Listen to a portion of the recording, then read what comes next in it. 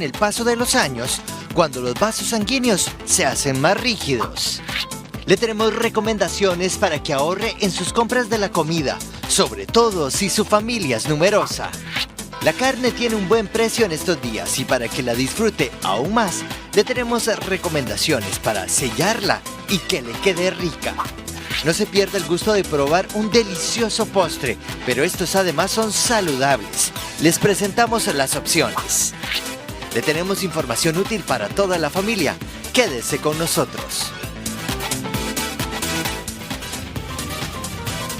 Hola, muy buenos días. Diosito nos regala un nuevo día y la bendición sin duda de entrar a sus hogares con un programa que confiamos sea de mucho beneficio para todos ustedes. Bendito Dios por el don de la vida y estar con ustedes también es una gran bendición. Muy buenos días, quédese con nosotros. Muy buenos días, arrancamos con toditita la energía para compartir con ustedes, llegar hasta sus hogares. Gracias por abrirnos las puertas de su casa.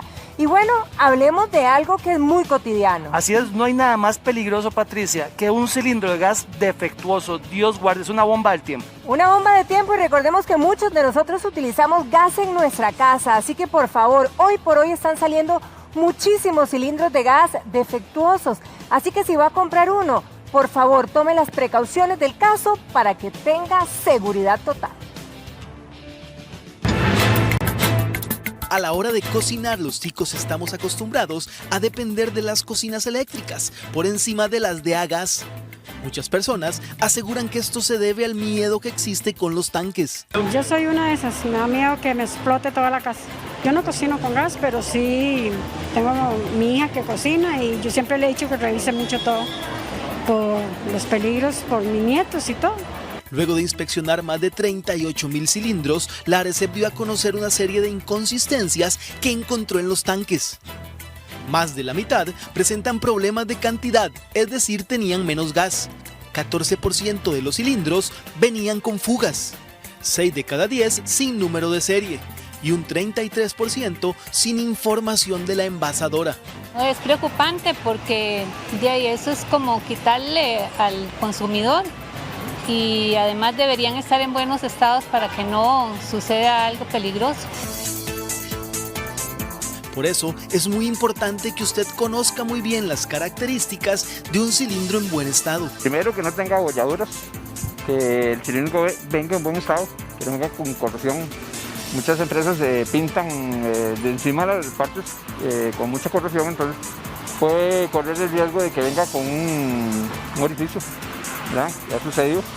Si pueden cambiarse el sistema de seguridad, que es lo más recomendado, es este aparato con un cilindro de llave, esto es de seguridad, ¿verdad? Aquí no hay peligros porque no tienen que manipular absolutamente nada, no se les va a zafar esto. Yo a todo el mundo le digo, el que tiene este sistema es un riesgo, es muy peligroso porque es muy fácil de que se desconecte y quede el gas saliendo demasiado y no sepan qué hacer en el momento que produce un accidente. Hay una chispa, hay un celular, de cualquier cosa algo que genere ignición, puede ser una explosión, ¿verdad? Si le ofrecen gas a un precio más bajo, lo más probable es que o el tanque esté en mal estado o la cantidad sea inferior. Llegué y le ofrecen un gas de estos que se lo venden 4.500, pero ha sido manipulado, ha sido envasado en lugares donde no son aptos para, o sea, que no tienen permisos para eso. Se lo venden con 18 libras. Que Dios me libre de esos cilindros, por amor a Dios, y que Dios me libre también de los temblores, porque últimamente se han venido buenos temblores. Está temblando más de la cuenta, sí. Y dicen los expertos que esto se debe a que está iniciando un nuevo ciclo sísmico. ¿Y sabe qué es lo más preocupante? Ahorita lo que este inicio dice que viene de la antesala de un terremoto, o sea que se va a venir un buen menión. Solo eso falta este año.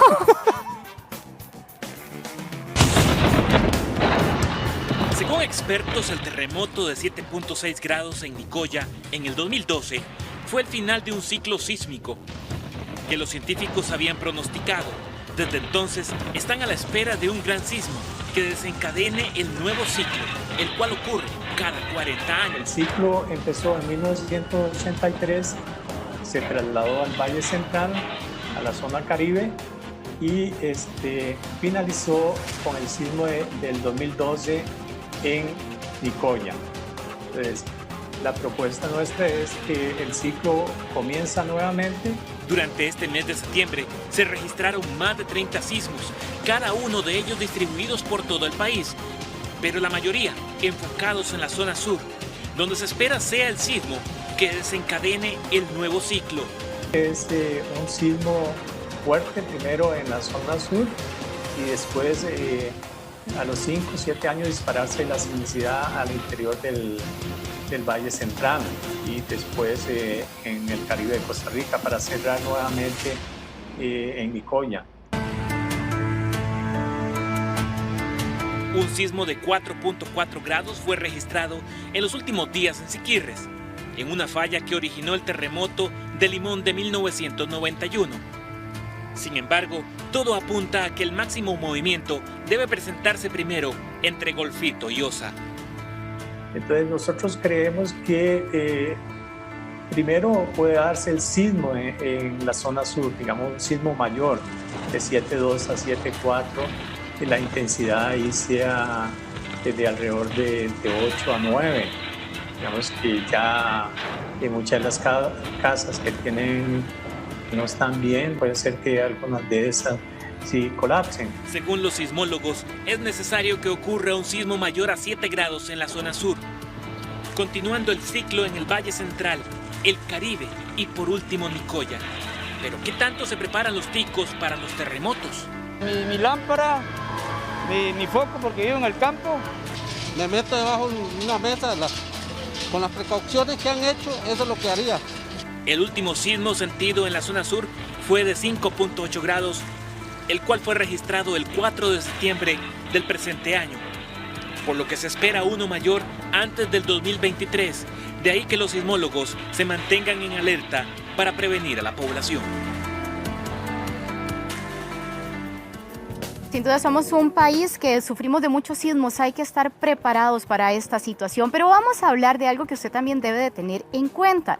Cuando una persona fallece, el dinero que está en sus cuentas bancarias generalmente ya está destinado. La persona dice a quién va a beneficiar este dinero, pero si esto no está estipulado, ¿cómo reclama usted ese dinero? Bueno, eso lo puede hacer mediante un proceso sucesorio y aquí le damos la información.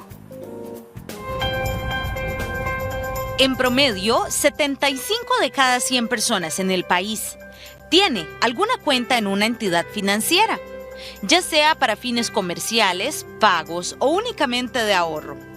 Sin embargo, muchas personas desconocen a quién le queda el dinero de su cuenta en caso de fallecimiento. ¿Sabe a quién le quedaría el dinero que está en esas cuentas?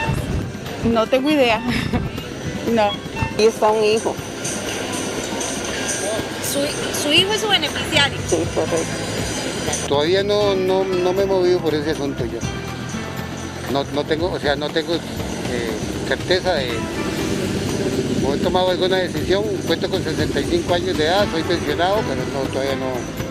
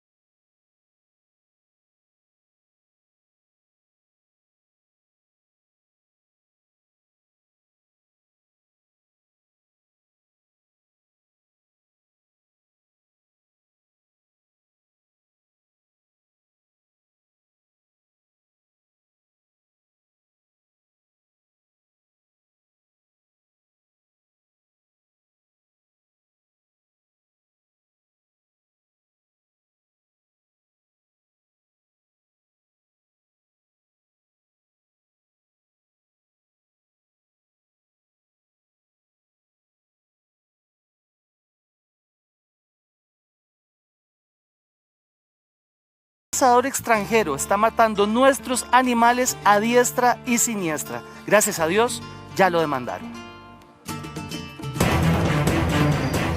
Un Un supuesto cazador que se identifica como Pedro Sierra utiliza las redes sociales para compartir imágenes en las cuales sacrifica animales, tanto silvestres como domésticos.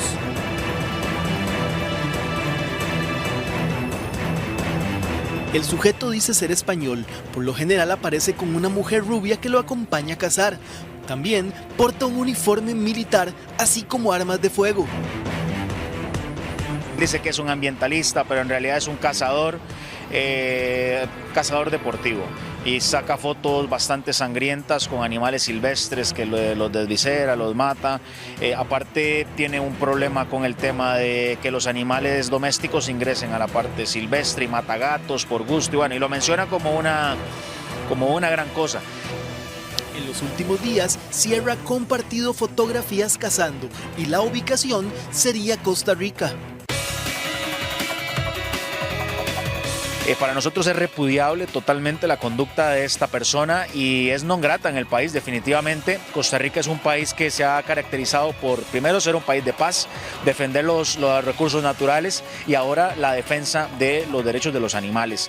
Entonces, si es que la persona se encuentra acá, esta persona se encuentra acá, y no es una broma, porque podríamos estar ante un panorama de que sea una broma de redes sociales, si él se encuentra acá, pues nosotros ya hicimos lo correspondiente a hacer una denuncia ante el OIJ para que se abra una investigación si está acá. Al parecer, el cazador llegó desde Nicaragua en avioneta y ha estado en Heredia, Uvita de Osa, Cartago, Montezuma y Tambor en Punta Arenas. Si él se encuentra aquí en Costa Rica, procedemos al Ministerio Público a solicitar una apertura de expediente y que no se le deje salir del país para investigar si él cometió algún ilícito, tanto para la flora y fauna costarricense como también para la ley de bienestar animal de animales de compañía en Costa Rica. Las organizaciones animalistas están en alerta y las autoridades buscan al cazador Pedro Sierra.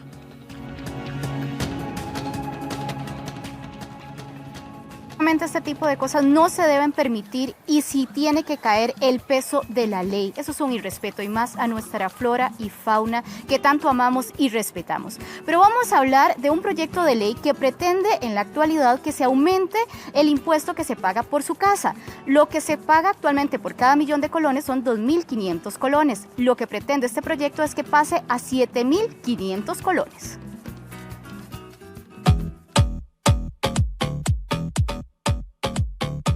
Tener casa propia es el sueño de miles de familias del país. Actualmente cada vivienda paga un impuesto de 0.25, es decir, 2.500 colones por cada millón. Un proyecto de ley busca aumentar ese impuesto en un 50%, es decir, que cada familia tenga que pagar 7.500 colones por cada millón. No estoy de acuerdo en eso. Porque el que sufre es el que no tiene. Bueno, yo considero que más que todo en la situación que nos encontramos no debería darse porque, digamos, hay algunas familias que ahorita no tienen suficiente sustento ni siquiera para su comida y les van a poner a pagar más impuestos y siento que la situación ahorita está muy difícil. Yo sé que el país ahorita está pasando también por crisis, ¿verdad? Con respecto al planteamiento que está haciendo el gobierno para ir a negociar con el Fondo Monetario Internacional, uno de los impuestos que estaría modificando es el del valor de las propiedades. Este pasaría del 0,25 al 0,75. Eso quiere decir que una persona que hoy tiene una vivienda que vale 30 millones de colones pagaría, en vez de 75.000 colones, 225.000 colones. Lo que quiere decir que estaría triplicando el aporte que usted estaría realizando o el pago que usted estaría realizando al final del año. Por ejemplo, si usted tiene una vivienda de 35 millones de colones, paga actualmente 87.500 colones de impuestos. Con el nuevo proyecto pagaría 262.500 colones de tributos. Una vivienda de 80 millones de colones. Paga actualmente 200.000 colones en impuestos. Con el nuevo tributo pagaría 600.000 colones. Eso sí, el nuevo proyecto incluye una exoneración a quienes solo poseen una propiedad a su nombre. Este impuesto al menos tiene una deducción para las personas que tienen una única vivienda y solo sobre los primeros 20 millones. Entonces eso quiere decir que si la persona tiene una vivienda de 30 millones de colones, pasaría a pagar 75 si aplica la deducción. A este nuevo plan de impuestos en vivienda se suma el de transacciones bancarias y salarios. Todo requiere aprobación en Asamblea Legislativa. Bueno, de verdad que no sé dónde vamos a llegar con tanto impuesto. Y vamos a hablar de otro tema porque ya llegaron los 3 buses eléctricos que tanto hemos esperado. Ellos van a trabajar 3 rutas diferentes, 4 meses en cada ruta. Unidades como estas empezarían a recorrer las calles de San José en noviembre. Autobuses eléctricos que llegan gracias a una donación del gobierno alemán y corresponden a un plan piloto que busca integrar buses eléctricos como estos a la flotilla de transporte público del país. Me parece excelente, sobre todo para las zonas urbanas, para evitar el humo, que muchas veces los buses pueden pasar Riteve, pero salen de Riteve y ustedes parece que son de leña, ¿verdad? La cantidad de humo que hacen. Me parece muy bien, esperaría que tal vez tengan paradas accesibles, que no haya que estarse movilizando mucho o ingresando a lo que es aquí al casco central y que tengan facilidad para lo que es el pago. Yo pienso que sería mejor, ¿verdad? Pues menos humo y esas cosas. Estas son las primeras rutas que se verían beneficiadas. El bus recorre durante 4 meses cada uno. Tienen que manejar diferentes topologías, o llamémoslo así, diferentes formas de las carreteras para hacerle pruebas y que le sirva a todos los operadores de buses para poder saber si pueden cambiar su tecnología, pasarse a cero emisiones. Estarían tipificando, digamos, desamparados las rutas con las cuestas a desamparados. Tres Ríos estaría manejando un servicio de carretera plana y en el caso de La Alajuela estaría manejando un servicio de larga distancia. Entonces estaríamos con eso cubriendo 3 diferentes rutas que les sirva, como le digo, a los operadores. Estos autobuses no provocarían ningún alza en los precios de los pasajes. Las unidades presentan algunas ventajas respecto a un autobús particular, entre ellas que los buses son sin ruido. La plataforma llega más cerca a la acera. Hay una vibración mínima durante el recorrido. Tienen puertos USB para cargar el celular y los asientos son más espaciosos. Por supuesto, o sea, la tarifa no se va a ver afectada en ninguna medida. Los buses vienen como un refuerzo, entonces no va a implicar ningún aumento en tarifa. Y las bondades que ofrece la tecnología son muchas. O sea, confort interno y externo. Interno es porque no hay nada de bulla, porque no hay vibración, porque usted prácticamente no siente si el bus está en movimiento o no. La capacidad de estas unidades es de 81 pasajeros, incluidos los que viajarían de pie. En buena hora, sin duda, porque solo ventajas traen estos autobuses eléctricos. Pero vamos a hablar de una situación que se está presentando y desde hace mucho tiempo. Una serie de videos develan cómo algunas personas, a través de su discapacidad o avanzada edad, se aprovechan de esta condición para agredir, para maltratar a muchos transeúntes. Muchas de estas personas lo que se dedican es a pedir dinero en las calles.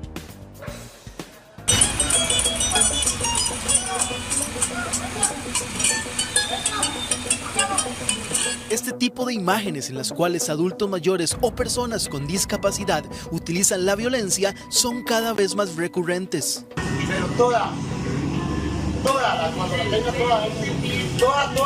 Si ve el vulgar, ese señor es un vulgar. Aquí lo estamos grabando. Para hacerlo bajado, lo voy a hacer bajado ahí en el Mall San Pedro, ahí en los Yossi lo voy a bajar. Como vemos, muchos discapacitados se logran poner de pie.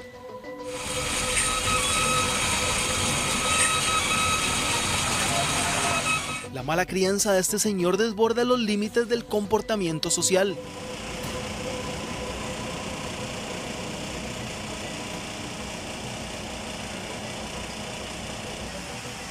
Vemos donde el señor ahora que está la policía si quiere ponerse la mascarilla, ya ahora sí accede a ponerse la mascarilla. Como pueden ver, está en boxers, ya en boxers, se toca los genitales cuando van señoras, van chiquitos en el bus y él tocándose los genitales en boxers. Que debería haber como una ley contra esa, porque ellos se aprovechan de la discapacidad y todo para agredir a las personas que no hacen la voluntad de ellos. En estas otras imágenes, una mujer insulta a un peatón que no la quiso ayudar. ¡Cállese usted, mae! ¿Quién lo está metiendo en la hostia? Nadie la está vendiendo, nadie la está vendiendo. Nadie la está vendiendo. ¿Me estás grabando? No se abuse de la condición en la que se encuentra, señora. No se abuse de... No, pero no se... ¿Usted qué cree? Que yo le tengo miedo. ¡Grabe todo! Si ella a mí me conoce aquí. En parte de respeto. Sí, qué barbaridad, señora. En el caso mío, yo soy dada como, aunque sea una monedita, doy. Pero ya dado el paso, ya no se puede confiar. Porque usted no sabe si en eso de que usted está aquí, te pueden hacer algo. Y si no le das, también te hacen algo. Los ciudadanos sienten una profunda indignación cuando las personas se valen de sus condiciones para insultar o agredir a otros. Cuando yo venía en la noche, iba ya para la casa yo, y un tipo le pidió una limosna a un señor que venía de anteojos, traía anteojos igual que yo, y como el señor no le dio la platita, la ayuda, seguro lo quería asaltar. Entonces lo que hizo fue que le agarró, le pegó y le quebró los anteojos. Lamentablemente, con este tipo de comportamiento de algunos, perjudican a otros que sí necesitan de la ayuda de los demás. Ya uno no cree en nada, ya cuando ya ve eso, aunque fuera verdad, ya no, ya uno no quiere colaborar.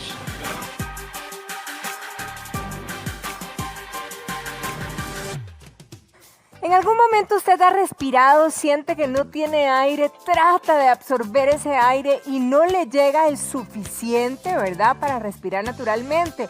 Bueno, vamos a abordar este caso y lo vamos a hacer de la mano del doctor Jorge Espitaleta. Doctor, un placer como siempre tenerlo en casa. Buenos días. Buenos días, gracias por la invitación. Doctor, ¿qué puede provocar esta falta de aire?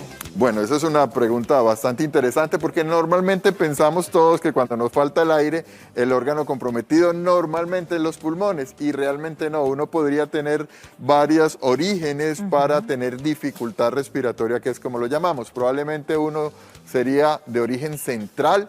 Si uno tiene un problema, por ejemplo, en los centros respiratorios del cerebro, pues va a tener esa sensación de no poder respirar.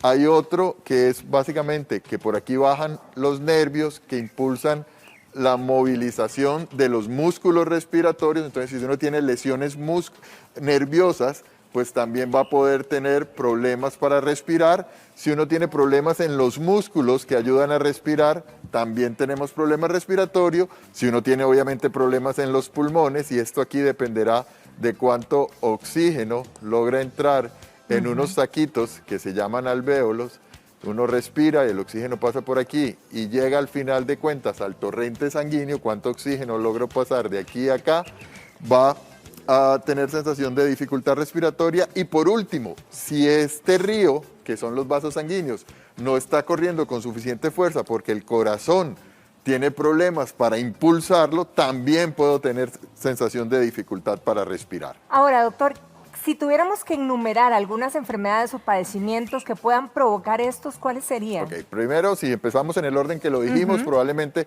si yo tengo lo que la gente normalmente llama un ABC, una enfermedad vascular cerebral, si usted sufre un infarto o una hemorragia en las zonas que controlan la respiración, puede quedarse hasta sin respirar. ¿Okay? Si uno tiene problemas como el Guillain-Barré, por ejemplo, o la miastenia gravis, que hay problemas en la placa o en los nervios, también tiene problemas para respirar. Si uno tiene una neumonía, que es probablemente parte de lo que estamos importantemente hablando, y es que estos saquitos se llenan de sustancias, llámese pus, llámese líquido, y el oxígeno no puede atravesar, va a tener dificultad. Entonces, la neumonía probablemente es una de las causas más importantes desde la perspectiva respiratoria. Pero también hay algunos otros problemas del pulmón que son básicamente los problemas en la vía aérea. Y es lo que llamamos EPOC, que es la enfermedad pulmonar obstructiva crónica, o el asma. El asma y el EPOC tienen que ver más como con la tubería que lleva el aire, que se cierra mucho la tubería, esta tubería que pasa por aquí, que lleva el aire a los pulmones, se cierra, ¿ok? Entonces no permite la exhalación del aire y da dificultad para respirar. Entonces dentro de los pulmones uno podría tener dos grandes grupos. El grupo de neumonías o inflamación del alvéolo o el grupo de asmáticos o EPOC, exactamente. Ahora, doctor, evidentemente por el tema del COVID, la pandemia, muchísima gente hoy por hoy pues está midiéndose el nivel del oxígeno, ¿verdad? Eventualmente pudiéramos decir que el nivel de mi oxígeno esté bien, pero pueda estar yo teniendo problemas con la falta de aire. Sí, por ejemplo, y esta es una pregunta muy importante en este grupo de pacientes, los pacientes asmáticos rara vez empeoran la saturación de manera temprana. Normalmente pueden tener mucha sensación de dificultad para respirar, los pititos que se le oyen, pero la saturación se conserva normal. De hecho, cuando un paciente asmático ya empieza a tener problemas de saturación, quiere decir que esta crisis realmente es importante, muy severa y que puede llevarlo a requerir ventilación mecánica porque no es un deterioro tan rápido.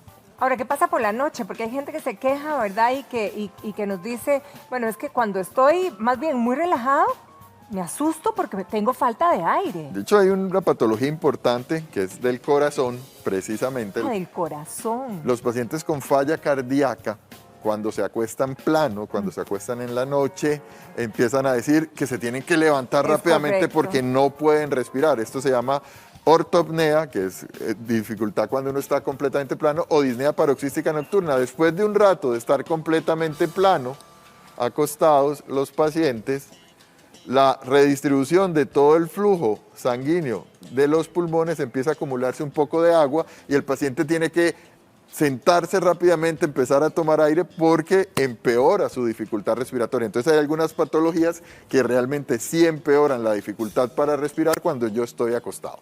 Ahora, ¿qué pasa con las personas que se quejan y dicen que de repente cuando están comiendo normalmente y de repente se ahogan? Okay. Y no es porque algo se les quedó atravesado.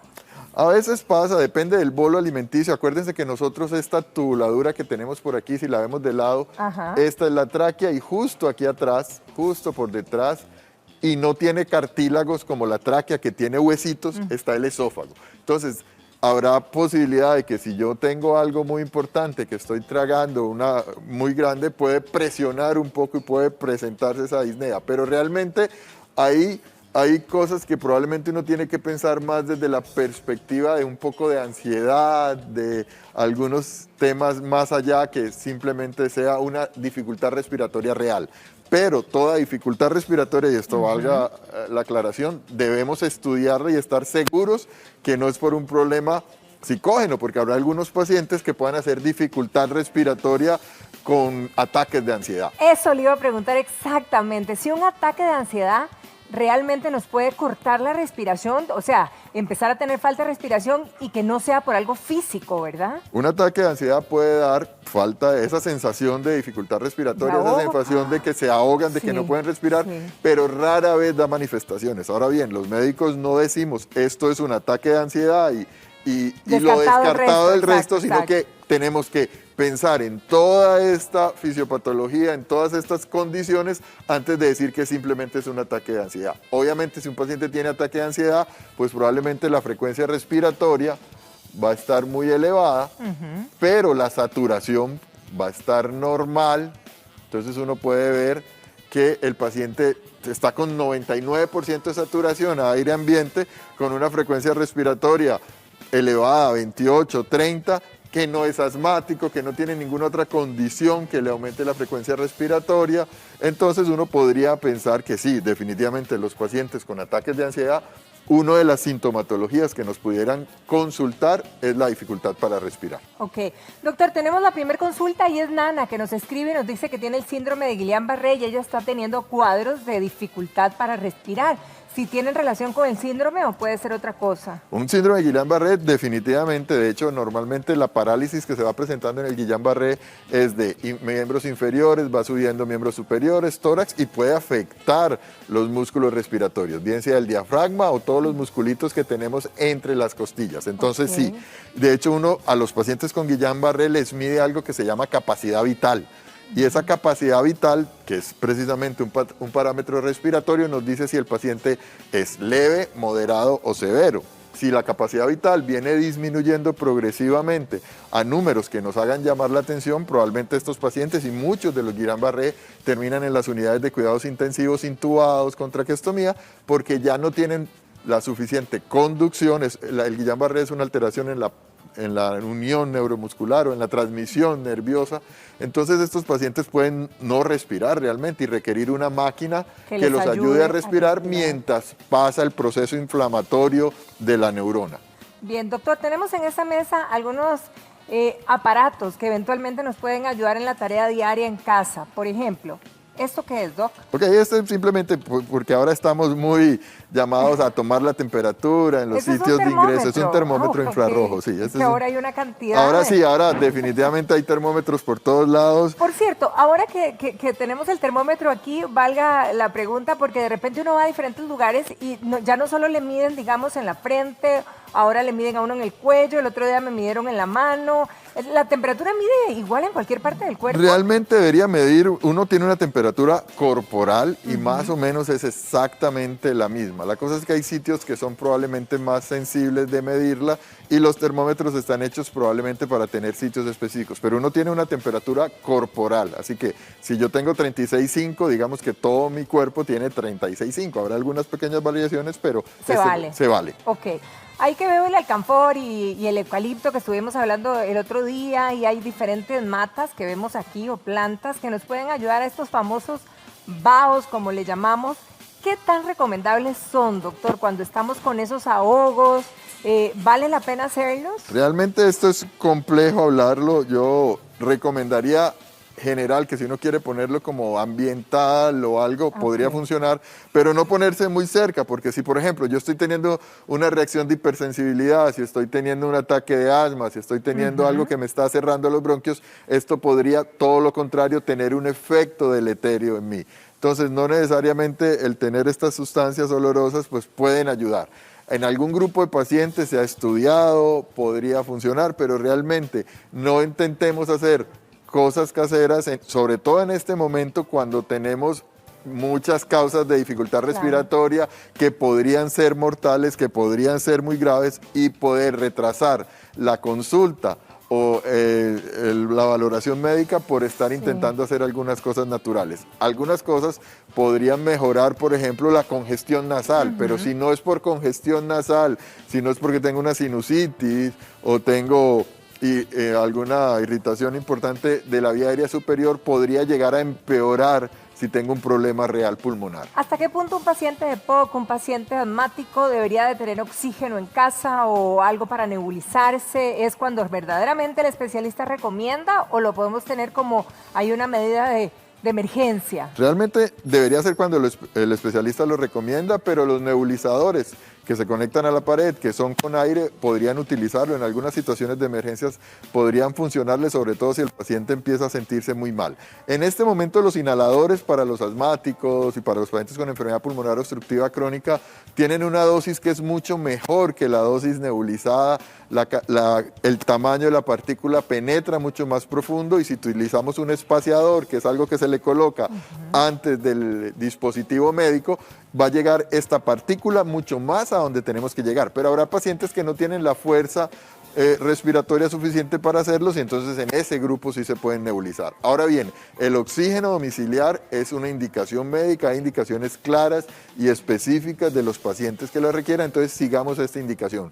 Ahora la ventaja que ha disminuido riesgos es que no utilizamos cilindros de oxígeno en casa, sino que utilizamos los concentradores de oxígeno en casa, pero sigue siendo el oxígeno es un medicamento, así como la indicación para tomarse una aspirina, para tomarse un acetaminofeno o algún otro medicamento es una indicación médica, el oxígeno debe ser considerado un medicamento y tiene que ser dado bajo indicaciones médicas. Excelente, doctor Espitaleta, muchísimas gracias por acompañarnos esta mañana y desearle pues que tenga un feliz día el día de hoy y que todo lo que enfrente, ¿verdad?, en este día sea de bendición. Muchísimas gracias, doctor. Gracias, muy amable.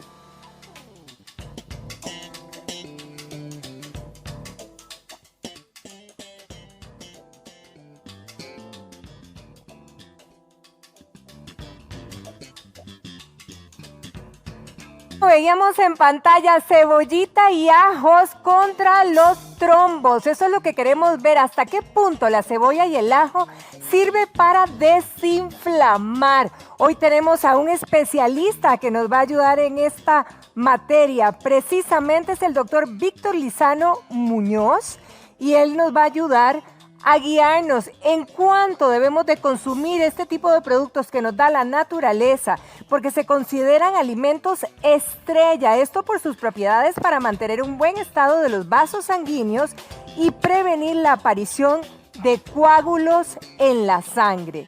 La cebolla y los ajos contra la posibilidad de padecer de una trombosis. Ahí está Verónica lista con el especialista. Verito, adelante. Gracias, Pati. Y bueno, vamos a iniciar con el doctor. Doctor, muy buenos días. Y Stephanie también, gracias por acompañarnos. Porque cuando hablamos de estos productos estrella, ¿qué es lo que contiene el ajo y la cebolla que nos ayudan con todo este tema de los coágulos, de mantener nuestros vasos sanguíneos en perfectas condiciones? Claro, primero, buenos días, Verónica, buenos Stephanie. días. Me gusta estar acá con ustedes. Bueno, tanto la cebolla como el ajo, pues en sus diferentes presentaciones, que por dicha pues en Costa Rica siempre las tenemos disponibles, nos abundan por dicha. Ambos pues contienen gran cantidad de antioxidantes, tienen sustancias que estudios han demostrado que tienen propiedades antiagregantes plaquetarias, lo cual, por decirlo de una manera simple, ayudan a arralar la sangre, a prevenir la formación de coágulos, y aparte tienen algunas sustancias que se ha demostrado que si bien no son milagrosas, sí ayudan bastante a lo que es la prevención o la cura de infecciones.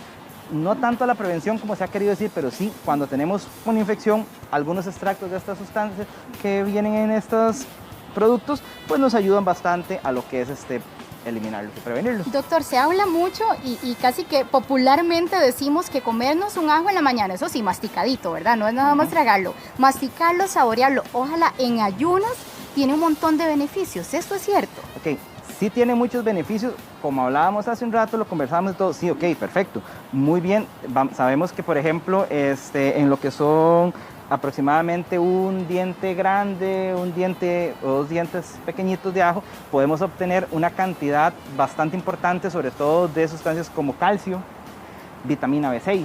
Tenemos algunas otras sustancias como la alanina que tienen la capacidad de inhibir una sustancia que se llama tromboxano, que es una de las que nos ayuda a la formación de coágulos a nivel arterial.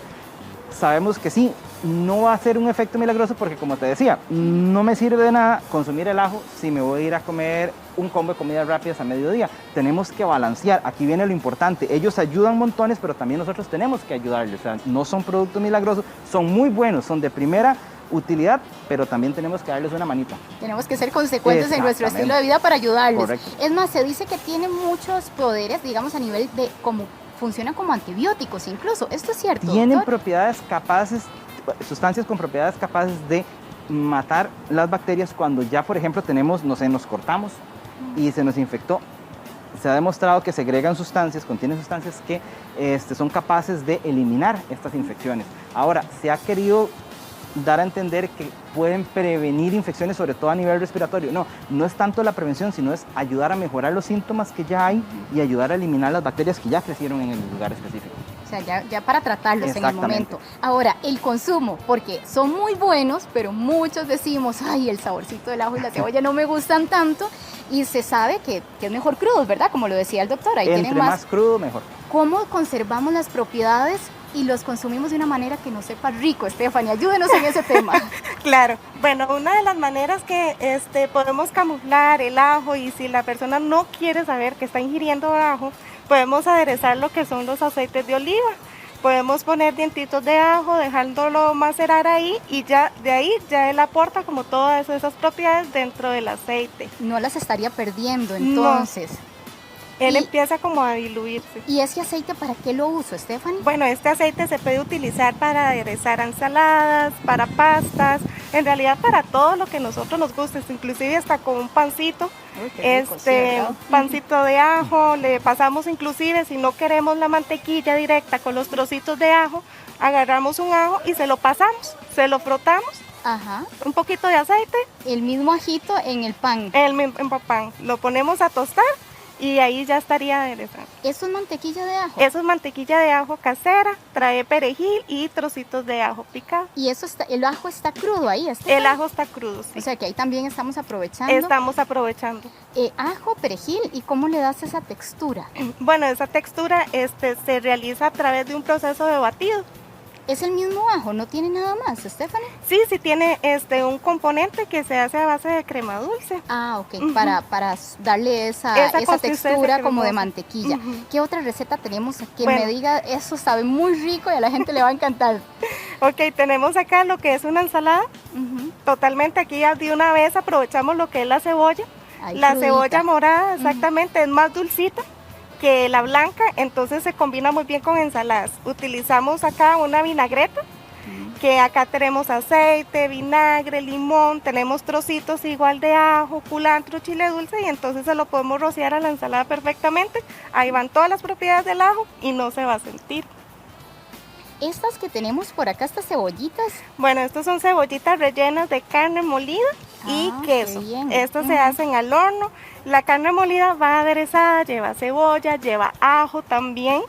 Y lo decidimos rellenar acá aprovechando la cebolla. La cebolla ya por estar en cocción, ya baja su acidez, entonces no va a saber tantísimo a cebolla ni a ajo, mucho menos. Muy bien, ahora aprovechando este recurso que Stephanie nos está dando de cómo incorporarlo en la comida diaria, doctor, ¿cuál sería la recomendación de consumo? O sea, ¿cuánto debería consumir de cebolla y de ajo diariamente? Ok, más que una recomendación, para no ponerlos, porque yo creo que es muy difícil para uno decir, mira, trata de consumir, los estudios los hacen en base a una porción de 100 gramos aproximadamente. Sabemos que en lo que es una cebolla de unos 100 gramos aproximadamente, que puede ser tal vez una cebolla de este tamaño, más o menos estamos consumiendo un 8.5, 9% del calcio que requerimos al día. Estamos consumiendo aproximadamente el 12% de la vitamina B6 que el cuerpo requiere al día. Entonces estamos hablando de que en algo pequeñito que lo podemos distribuir en nuestras diferentes comidas, estamos obteniendo bastante, aparte de, como nos explica Stephanie, pues le agregamos muchísimo sabor a las comidas. Claro. Aparte, por ejemplo, en las cebollas en específico, la cebolla nos va a aportar bastante fibra. Entonces, no tanto pensarlo y ponernos así estrictos como, mira, voy a medir cuánto voy a ponerle. No, sino es el consumo constante. No es que, mira, hoy comí una cebolla, un pedacito, lo vuelvo a comer el próximo miércoles. O sea, no nos sirve tampoco así, nos interesa más el consumo diario constante, no en cantidades pequeñas y ojalá, como mencionábamos, mantenerlo lo más crudo posible, pues para preservar todas estas propiedades. Más o menos con 30 minutos de cocción la cebolla pierde hasta un 40% de sus propiedades, entonces hay que tratar de mantenerlo lo más crudo ¿Cuántos posible. minutos? Aproximadamente ya a los 30 minutos empieza a decrecer. Empiezan a perder las propiedades. Claro. Entonces, Stephanie, y en las recomendaciones, porque todavía nos quedan platillos por acá, que tengan esa cocción inferior a los 30 minutos, ¿cuáles serían? Ok, el pan. Este pan de cebolla duró aproximadamente unos 20 minutos al horno. Qué rápido. No más que eso. Lo que es la cebolla caramelizada también, además de que, como les explicaba anteriormente, la cebolla morada es dulce, entonces a la hora de sumergirla en un poquito de azúcar, ella se va a caramelizar, va a agarrar este color tan lindo y se puede combinar con un montón de cosas más. Esta es la cebollita caramelizada. ¿Qué tiene entonces? ¿Un poquito de azúcar? Eso tiene un poquito de azúcar y la cebolla, eso es todo. Eso es todo. Y eso duró aproximadamente unos 5 minutos, un poquito de vino, también vino tinto. Qué rico. Bueno, el pancito de cebolla que se ve espectacular. Y esto que me parece como cubano, ¿verdad? Exactamente, esto es una yuca al mojo que le llaman, o al ajo también. Esto es una combinación entre aceite de oliva,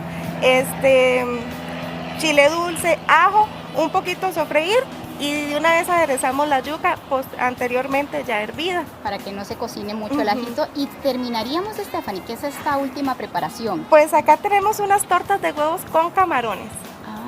Y tenemos acá lo que es un aderezo de cebolla morada. Ella está totalmente cruda, cocida en limón.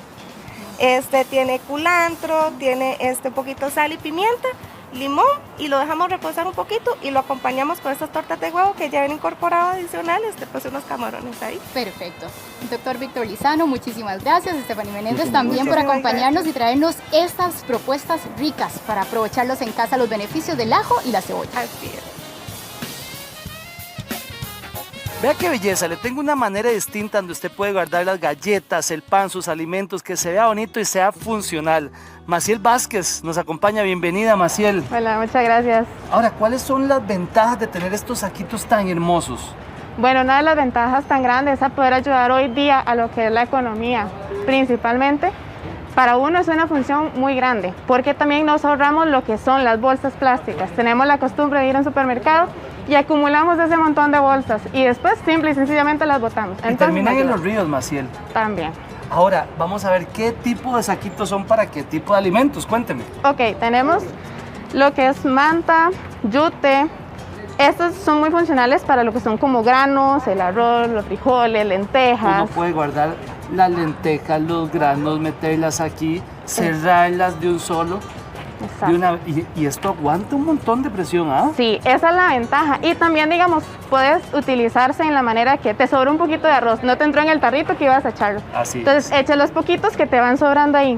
Entonces, funciona también bastante bien. Me llama la atención también porque uno no sabe dónde poner el baguette, ¿verdad? Vea qué belleza para poder poner el pancito aquí bien presentadito, bien bonito. También está como en esta tela o está en esta otra, más fresquita, ¿verdad? ¿Cuál es esta tela? Podemos... Esa es como seda. Es seda, ¿verdad? Y es que también las dos son funcionales y las dos aguantan también. Lo que pasa es que se vea bonito. Exacto. Y la ventaja es que también esta se podría utilizar para poder echar las papas. Exactamente. Que puede tener, no se necesita tener todo ahí regado y podemos tenerlo bonito y decorado. Vea qué belleza. ¿Ustedes personalizan también este tipo de bolsos? Sí. Se dura un aproximado de 1 hora, hora y media más o menos, en lo cual les puede decir la persona cómo gusta de su diseño. Esta también es muy bonita porque se ayuda a lo que es usualmente lo que es el culantro, el apio, que usualmente uno lo mete en la refri y se pone malo. Correcto. Esta tela ayuda, bueno, tiene 2 compartimentos en los que usted puede irlo metiendo. Ah, venga aquí, se lo voy a enseñar a la cámara para que vean. Ahí estamos.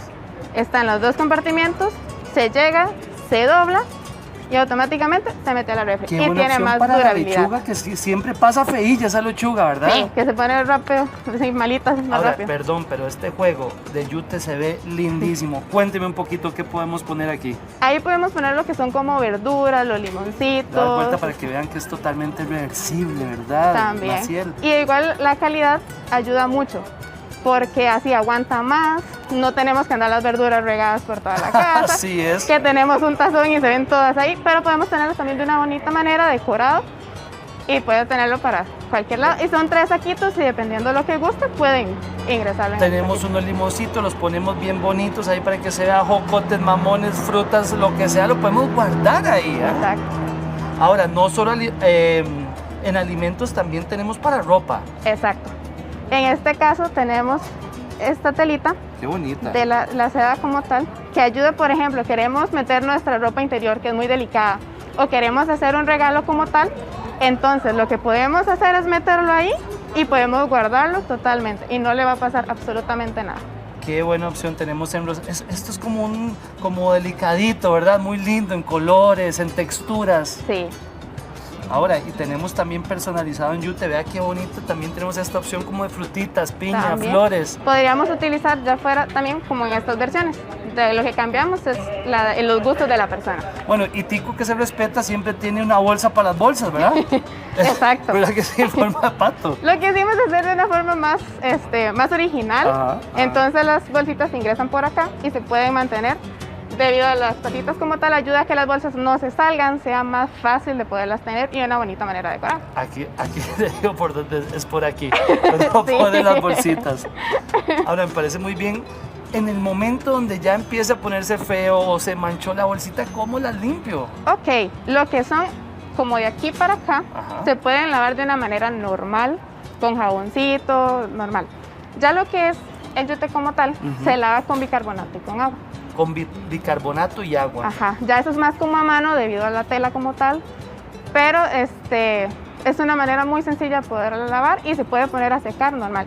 Sí se recomienda que se guarden totalmente secas. Eso es importante. Debido a que se pueden poner mal, poner humedad, todo, entonces para poder evitarlo y tenerlo de una bonita manera. Tenemos más pequeñas, medianas, más grandes y tenemos más grandes que estas, ¿verdad? Sí, depende de los gustos de la persona. Entonces está la grande, la mediana y la pequeña. Le agradezco mucho su visita y qué bonito emprendimiento. No, muchas gracias. Verónica. Hay Hay muchas situaciones que nos pueden afectar, y cuando estoy diciendo de afectaciones como estreñimiento, como diarrea, y muchas veces estas están vinculadas a temas emocionales, un trabajo que me estresa, una relación en la que no estoy feliz. ¿Cómo podemos controlar y tratar este tipo de situaciones? Porque hay que empezar por las emociones para que después esto nos vaya a ayudar. El doctor Alexis Naranjo nos acompaña en esta mañana. Muy buenos días, doctor, y gracias por acompañarnos. Muy buenos días, Llavero. Muchísimas gracias, y es importantísimo retomar esta relación que existe entre las emociones y el sistema digestivo, que es algo que por muchos años platicamos como si fuera algo ficticio, pero hoy sabemos que el 95% de los neurotransmisores, especialmente lo que es serotonina, se sintetiza específicamente en sistema digestivo. Entonces hay una relación directa entre las afecciones digestivas y tendencia a la depresión, agotamiento, trastornos de ansiedad, trastornos de sueño. Entonces, siempre cuando hablamos de afecciones digestivas, lo ideal sería abordar la causa para corregirla directamente y no solo disminuir los síntomas, porque al disminuir los síntomas lo que estamos haciendo es dejar una segunda etapa de un proceso donde el cuerpo no va a lograr compensar por completo y va a surgir otra patología. Entonces, vital en estos días, ¿verdad? Que el nivel de estrés es imposible. Es muy alto, sí. Claro, yo le hablo a mis pacientes y yo le digo, si a mí me dan $1 millón para que encuentre una persona que no esté estresada, tendría que ir a buscar un marciano o algo así. O sea, todos en este planeta, en estos momentos estamos afectados por una o por otra condición, por la salud o por la economía, y entonces el hecho de estar en la casa también con malas posturas, con teletrabajo, con ciertas condiciones, incluso en los niños, ¿verdad? En lo que tiene que ver en este momento con su estado, en lo que es el sistema educativo, todo repercute también a nivel digestivo. Incluso un dato importantísimo, el solo hecho de caminar, cuando renunciamos al caminar, ya estamos renunciando a un estímulo que va a aumentar el vaciamiento gástrico, que va a aumentar lo que le llamamos en medicina el peristaltismo, que son los movimientos digestivos. Entonces, el solo hecho de estar en mi casa, de que yo ya no camino para ir a tomar el bus, para llegar a la oficina, sino que me levanto y a pocos metros estoy en mi lugar de trabajo, automáticamente tengo que saber que esto va a comenzar a afectarme. Ahora, doctor, entonces, ¿cómo vamos solucionando esto? Porque es como un combo, ¿verdad? De emociones, pero también tengo puntualmente un malestar, ya sea diarrea, ya sea estreñimiento. ¿Cómo lo abordo?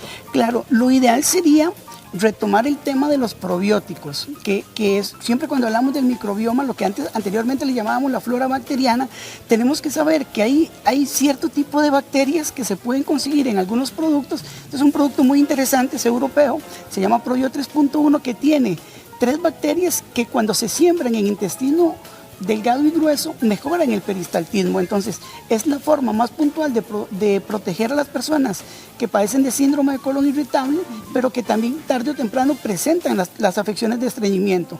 Ahora, otro aspecto vital, Probio 3.1. Ajá. ¿Cómo debería ser la toma ya con una persona que tiene este malestar? Perfecto. Esto es muy interesante porque es un probiótico que se toma una vez al día, se toma con alimentos, siempre se toma con alimentos, no porque sea dañino, sino porque es una forma de proteger las bacterias para que pasen por estómago de una forma tranquila y logren llegar al sistema, a lo que es intestino delgado y grueso, para que se puedan sembrar ahí. Si yo las tomo sin alimentos, obviamente los jugos gástricos siempre van a intentar destruir parte de estas bacterias. Que lleguen completitas. Correcto, y entonces para intentar que lleguen íntegras. Otro, dentro de los hábitos de vida, tenemos las personas que consumen jugos, y está perfecto, ¿verdad? Este es un juguito, en la mañana me lo hizo mi esposa, es con papaya y con mango, ¿verdad? Pero puede ser cualquier otro tipo de jugo, incluso el banano del que hablamos mucho. Recuerden que el banano siempre les digo que es una fuente de triptófano, tiene 25 de hidroxitriptófano, que es un precursor de serotonina, que tiene que ver con patologías, con neurotransmisores para sentirnos positivamente. Esta es una fibra, quería hacerlo en vivo porque es una fibra ¿Qué es eso, doctor? Líquida, es una fibra para hacer que el bolo sea más blando a la hora de tratar con los pacientes. Para las personas que tienen estreñimiento. Correcto, esto se coloca en el mismo juguito. Es muy interesante, es muy interesante porque es dulce. Entonces yo se lo puedo poner al jugo para no tener que añadirle azúcar, pero también se lo puedo echar a unas frutas. En el caso de mis niños, se les ponen las mismas frutitas que toman. A mi hija le encantan las fresas con azúcar y yo le cambio el azúcar por lactulosa para tener esa opción y poder utilizarlo. Y esto automáticamente lo podemos tomar una vez por las mañanas. En las mañanas preferiblemente. Sí, normalmente en las mañanas, intentando estimular que el movimiento del día mejore mi vaciamiento gástrico. Ojalá ¿verdad? una caminadita, Una entonces, caminadita para ayudarnos. ¿Qué más tenemos, doctor? Estos son otros productos muy interesantes porque si bien se utilizan más para el cólico en el recién nacido, hemos logrado darnos cuenta que mejoran las condiciones de los pacientes que tienen muchos gases. Entonces a veces tenemos que estarle cayendo a líneas como la simeticona y todo, pero son productos que se toman una vez al día con alimentos también, y vemos que esos pacientes dejan de producir gases, esos pacientes que nos dicen que se sienten como embarazados o embarazadas, la distensión, distendidos, la pancita inflada, correcto. sí, o inflamada. Y es muy interesante porque vienen gotitas y se colocan igual en algún tipo de alimento, se pueden tomar unas 10 gotitas 2 veces al día con cada alimento, y estaríamos listos en esa cobertura. Esto es un producto de bebés que es funciona un producto de entonces bebés, para sí. esto. Es un producto que se utiliza en el recién nacido para evitar ese cólico del recién nacido. Los que somos padres, yo tengo un antes y un después con mis hijos. Con mi hijo mayor no existía el AB colic y con mi hija sí. Y entonces las noches fueron completamente distintas. Yo se los puedo garantizar 100%. Entonces, pasamos al otro extremo, que es ese paciente que de estar estreñido y de no ir al baño, comienza a ir y aumentar las frecuencias o disminuye la consistencia, o sea, porque el término de diarrea no es solo esas diarreas, esas deposiciones acuosas, que es lo que a veces creemos. El solo hecho de que yo esté acostumbrado a ir una vez al día y comience a ir 3 veces al día, hay algo que está alterando lo que llamamos todo lo que tiene que ver con ese hábito intestinal. Interesante, para hablar de estreñimiento estamos hablando de personas que no van ni siquiera una vez al día. O sea, que en estos momentos yo sé que cualquiera que está en la casa conoce a personas o es una persona que sabe que no va una vez al día. Si no voy por lo menos una vez al día, quiere decir que tengo un problema de estreñimiento. Entonces el nivel de fibra y todo debe manejarse. Entonces, ¿qué pasa con los pacientes con diarrea? Que son personas donde está afectada la frecuencia o la consistencia. O sea, el solo hecho de que la consistencia sea igual, pero aumente la frecuencia, ya es un paciente con diarrea. Ahora, es un dato muy particular acá. La diarrea no debe ser ni líquida ni pétrea, debe ser pastosa. O sea, la deposición debe ser pastosa siempre. Entonces, hay algunos productos como el AB colic D que se utiliza para pacientes, que también es un probiótico. Es muy interesante porque viene en un frasquito, se rompe, cae un azúcar, ¿verdad? Y ahí es donde están las bacterias, se mueven y al abrirlo lo podemos colocar en cualquiera de los vasitos y eso lo podemos tomar directamente. Podemos tomar. Ajá. ¿Y cuál sería la recomendación, doctor? Tomarlo una vez al día, por lo menos de 1 mes a 3 meses, que es un dato interesante. Largo. Sí, todos los tratamientos con probióticos no son inmediatos. No es como ese paciente que tiene diarrea y toma loperamida, por ejemplo, para quitar la diarrea, para frenarla, para bloquearla. Eso no es lo adecuado. O sea, en ese sentido vamos a sembrar bacterias para que con el pasar de los días tengamos una población de bacterias que se van a encargar de hacer funciones en el cuerpo. Aquí hay bacterias. Entonces, ahí hay bacterias, doctor. Correcto. Ahí hay bacterias y a la hora de ponerlas en el líquido. ¿Lo puedo tomar en agua, en cualquier tipo? En agua, en jugo, sin ningún problema, ¿verdad? Lo único que no lo tomamos es en bebidas calientes, ¿verdad? O sea, café o té, sí es donde habría que tener ese cuidado. Ahora, hay otros productos que cuando tenemos un paciente que ha comido mucho y todo, y sabemos que afecta los niveles de acidez, y son esos pacientes que presentan algún tipo de flatulencias o de gases después de comer, qué sé yo, se da con muchos pacientes que no son celíacos, pero que no toleran bien el gluten, ¿verdad? Que después de comer pizza o después de comer pastas, presentan algunas líneas. Entonces hay algunos antisépticos, no son antibióticos. Entonces, en este caso, por ejemplo, en los niños menores de 2 años se pueden tomar incluso 200 miligramos. En adultos tomamos 400 miligramos. Se toma 2 veces al día y lo que hace es estabilizar el colon, porque es una línea en lo que hay que ser cuidadoso. No es que nada más yo quite la diarrea, sino que logre estabilizar para que ese ambiente, ese universo, ese ecosistema que tiene el colon funcione en sus condiciones más adecuadas. Vienen 2 presentaciones, ¿no? Sí, vienen capsulitas, voy a mostrárselos, y viene hay varias marcas, esta es una de estas. Esta es muy famosa, la Escapar, porque la cápsula amarilla es de 200 miligramos, o sea, el adulto tiene que tomar 2, pero hay una cápsula naranja que es de 400 miligramos. Entonces se toma una, 2 veces al día. Y es muy interesante porque en la sintomatología el paciente evoluciona muy bien. O sea, yo tengo pacientes que llegan al consultorio y 15 minutos después ya se sienten distintos. Con solo la toma con solo el estabilizador en ese sentido de la acidez. Eso es para flatulencias, para esos gases, para esa persona que se siente como abombada, decimos popularmente. Sí, y que realmente está yendo al baño a cada rato, pero lo que presenta son gases y prácticamente no tiene ninguna deposición. Pero es incomodísimo estar ácido. Claro, es muy, muy incómodo. Y todos los que hemos tenido que en algún momento ver a un paciente, nos hemos sentido, sabemos que en esas condiciones nadie quiere trabajar, aunque esté en la casa. O sea, aunque esté a 2 metros del servicio sanitario, nadie se siente en condiciones de estar laborando. ¿Qué más tenemos, doctor? Ok, es muy interesante, les traía una cosita que siempre les hablo de magnesio. ¿Recuerdan cuando les hablo de músculo y todo? Sin embargo, vean qué interesante, esto sigue siendo magnesio, pero es un sulfato de magnesio. Es un magnesio que no se absorbe y entonces se utiliza para pacientes que están muy estreñidos y queremos realizar algún tipo de lavado digestivo, de lavado colónico, para que el paciente tenga una deposición diarreica. Entonces es hablando de los pacientes que en algún momento tienen estreñimiento, claro. No se toma libremente. Esto hay que tener mucho cuidado porque podemos llegar a deshidratar al paciente. Por eso siempre tiene que ser con recomendación médica. Sin embargo, media cucharadita en un vaso de agua tibia se prepara y se deja por la noche. Y al otro día, en ayunas, tomamos media tacita más de agua tibia, se la ponemos a la tacita que tenemos y lo tomamos. Inmediatamente lo tomamos corcor y esperamos 1 hora, hora y media para poder comer algo. Y entonces lo que sí vamos a tener en este paciente es que en cuestión de 15 o 20 minutos va a tener una deposición, en este caso, del paciente que está estreñido. Y por otro lado, les traía la antítesis, que es un producto que se llama Esmecta, que es una arcilla. Y quería que lo vieran. Es una arcilla, tan arcilla, cuando hablamos de arcilla todo el mundo piensa en el barro. Pues sí, es un producto que se utiliza no solo para las deposiciones diarreicas, sino para los pacientes que tienen irritación del colon, que tienen inflamación.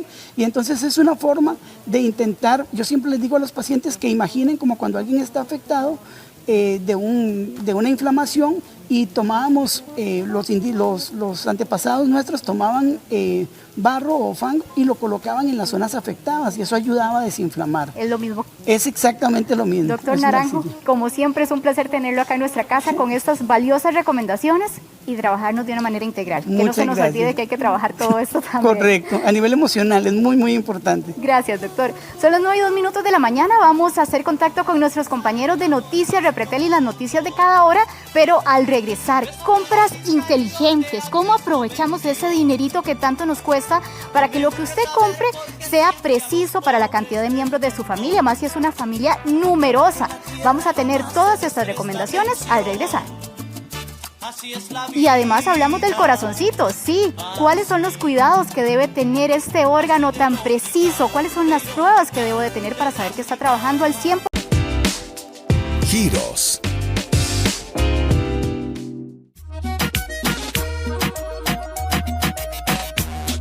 Gracias por continuar con nosotros y hoy más que nunca hay que administrar bien esta plática que nos entra y vamos a hablar de esas familias que a lo mejor no son 2 ni 3, pero que tienen muchos más hijos, son familias más numerosas y verdaderamente el hecho de las compras del día a día, lo que llevamos a nuestra mesa, pues sí, hay que administrarlo de la mejor manera. Por eso hoy está Mónica Quiroz con nosotros para darnos las mejores recomendaciones en esta temática. Mónica, muy buenos días, un placer. Muy buenos días, muchas gracias y saludos a todos. Y es que efectivamente no podemos hacer loco con el dinero y menos ahora que nunca, ¿verdad? Menos ahora que nunca. La cantidad de personas, digamos, de la familia determina las recomendaciones de cómo comprar. No, en realidad las recomendaciones tienen que ser las mismas porque hay principios que vamos a seguir a la hora de hacer compras. Entonces, número 1, que es fundamental, es llevar una lista, porque parece mentira, porque si no vamos con lista nos antojamos de cosas que tal vez no queríamos y eso es un antojo, pero es que además no necesitamos. Entonces no tiene mucho sentido llenar la alacena de cosas ahí y tener un stock o una, como digo yo, una sucursal del supermercado en la casa, porque eso es plata desperdiciada. Ok, lista, número 1. Pero ahora, ¿qué pasa? Por ejemplo, cuando llegamos al súper, de repente vemos algunas cosas que están en descuento, ¿verdad? Que hay unas ofertas buenísimas.